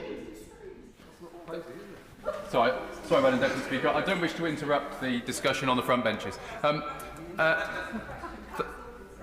Thank you, Madam Deputy Speaker. I have another opportunity for the Chancellor. In Cheltenham, we have a scheme that can produce jobs and growth and will support the defence industry. The Golden Valley development next to GCHQ, which will be a key part of this country's defence investment over the coming years. Will the Chancellor take it upon herself to work with ministers and other departments who already know about this to make sure that we get the investment that we deserve and GCHQ workers deserve too? I'm really proud of what GCHQ do to keep our country safe, and part of what we are doing around the defence budget above the lift to 2.5% is including some of the security service work, because increasingly the work that the security service do is crucial for our national security and defence. Of course, that's on top of the 2.5%, but as we protect defence spending, it is right that we take into account GCHQ and other security agencies as well. And of course, very happy to work with you to ensure that we maximise the benefits for so many constituencies, including in Cheltenham. Graham Downey. Much, Madam Deputy Speaker. Can I thank the Chancellor for her statement and welcome the increase in defence spending, which represents a huge opportunity for Scottish workers. I was delighted to have her visit Rosyth in my constituency recently. Will she work to ensure a continuous shipbuilding programme in this country to maximise the opportunities for Scottish workers? And does she agree with me that it is utterly shameful that these workers have been ignored by the SNP for the last 18 years? And will she confirm that this Labour government will always value the role of shipbuilding for our economy and our national defence? I couldn't agree more with my honourable gentleman. It's just a shame that there's no SNP members in the House, although there are so few of them, to hear what he said. Perhaps the honourable gentleman would write to the SNP and ask them why they refuse to back the defence sector in the United Kingdom and specifically in Scotland. Adnan Hussain. Thank you, Madam Deputy Speaker. It is estimated that in under 5 years, there will be over 3 million families in receipt of disability benefits who will financially lose as a result of today's announcement, with an average loss of £1,720 per year compared to inflation. Is the Chancellor comfortable knowing that she has brought despair and horror to disabled people and their families across the country? We have a very basic principle that people who deserve to be protected should be, those who can work should, and that we need a system that is sustainable. We don't have any of those three things today, and that's why we're reforming our welfare system, to give additional support for those with the highest needs, to give personalised, targeted and guaranteed support to help people back into work, and to ensure that we've got a system that is sustainable so it is there for generations to come. Louise Jones. As the Chancellor will know, the East Midlands is often at the bottom of investment league tables, and indeed we do suffer through a lack of transport planning. Will the Chancellor outline to me, however, how the extra public investment and the National Wealth Fund will change that and deliver for people in North East Derbyshire? I thank my honourable friend for that question. People in North East Derbyshire will benefit from the additional homes, whether they are able to buy those homes, to rent those homes, or indeed to build those homes, as we expand the number of construction apprenticeships and 10 new technical excellence colleges in construction. And they will also benefit from the increases in real household disposable income, because what we want when the economy grows is to have more money in people's pockets, and that's what the OBR confirmed will happen today. Helen Morgan. Madam Deputy Speaker, pharmacies like Green End Pharmacy in Whitchurch in my constituency are struggling with the impending hike in employers' national insurance, business rates, and in fact that they don't know what they were being paid for NHS services this financial year, let alone next. Can the Chancellor confirm whether Pharmacy First will be continuing beyond the end of next week? Well, I'm sure that the relevant health minister would be willing to meet with you to talk about that. But because of the investment that we put into our National Health Service last year at the budget, more than £20 billion of additional funding, we are able to start to rebuild our NHS, reduce waiting lists. Indeed, we have done that now for 5 months in a row. Madam Deputy Speaker, as we secure Britain's role in a changing world, I welcome the Chancellor's focus on defence innovation, and I thank her for referencing my community, Aldershot and Farnborough. We are ready to serve. When it comes to defence innovation, too many small and medium defence businesses in my community struggle to get access to the banking and finance facilities they need, often on the basis of self-imposed ESG criteria. Will the Chancellor join me in welcoming the investors and financial institutions that have responded to the campaign that I am leading with my honourable friend, the member for York Outer, calling on our banks and our fund managers to broaden their approach so that we can defend our country, support Ukraine and fire up our industrial base? I was pleased to be able to mention my honourable member's constituency in my statement today. As home of the British Army, on behalf of this government, we thank the people of Aldershot and Farnborough for the service that they give our country every single day. And my honourable friend is right to mention the importance of companies in the defence sector, whether they're big companies or small, being able to access finance. That has never been more important than it is today, when we see the threats posed from Putin continue to grow. And so I urge everyone in financial services to do their part to make sure that our fantastic defence startups have the money that they need to grow and help defend our country and our values. Final question, Jim Allister. Would the Chancellor better explain how the civil service cuts will translate into the devolved regions and the impact on future block grant allocations? And are there lessons to be learnt from the fact that in 2015 the Northern Ireland Executive had a voluntary exit scheme upon which they spent £700 million and then proceeded to re-engage hundreds of civil servants as agency workers? Are there lessons there? That is a really important point that the honourable gentleman made, and that's why we haven't set a number on the number of the reduction in the size of the civil service and instead have made it an admin target, because what we don't want to see is the number of civil servants fall and then the number of agency workers and consultancies increase. So absolutely this government will learn from failed efforts both of the UK government under the Conservatives and other administrations in the past. That concludes the statement, and I'll give the House a few moments to settle down before we come to the 10-minute rule motion.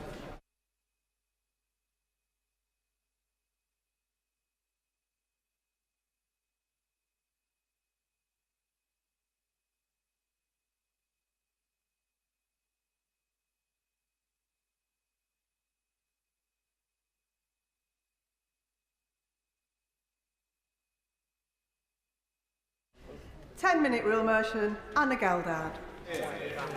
Thank you, Madam Deputy Speaker. I beg to move that leave be given to bring in a bill to make provision about the teaching and promotion of the Cornish language in educational institutions, to make provision about the recognition of the Cornish language and Cornish heritage and for connected purposes. Today is not just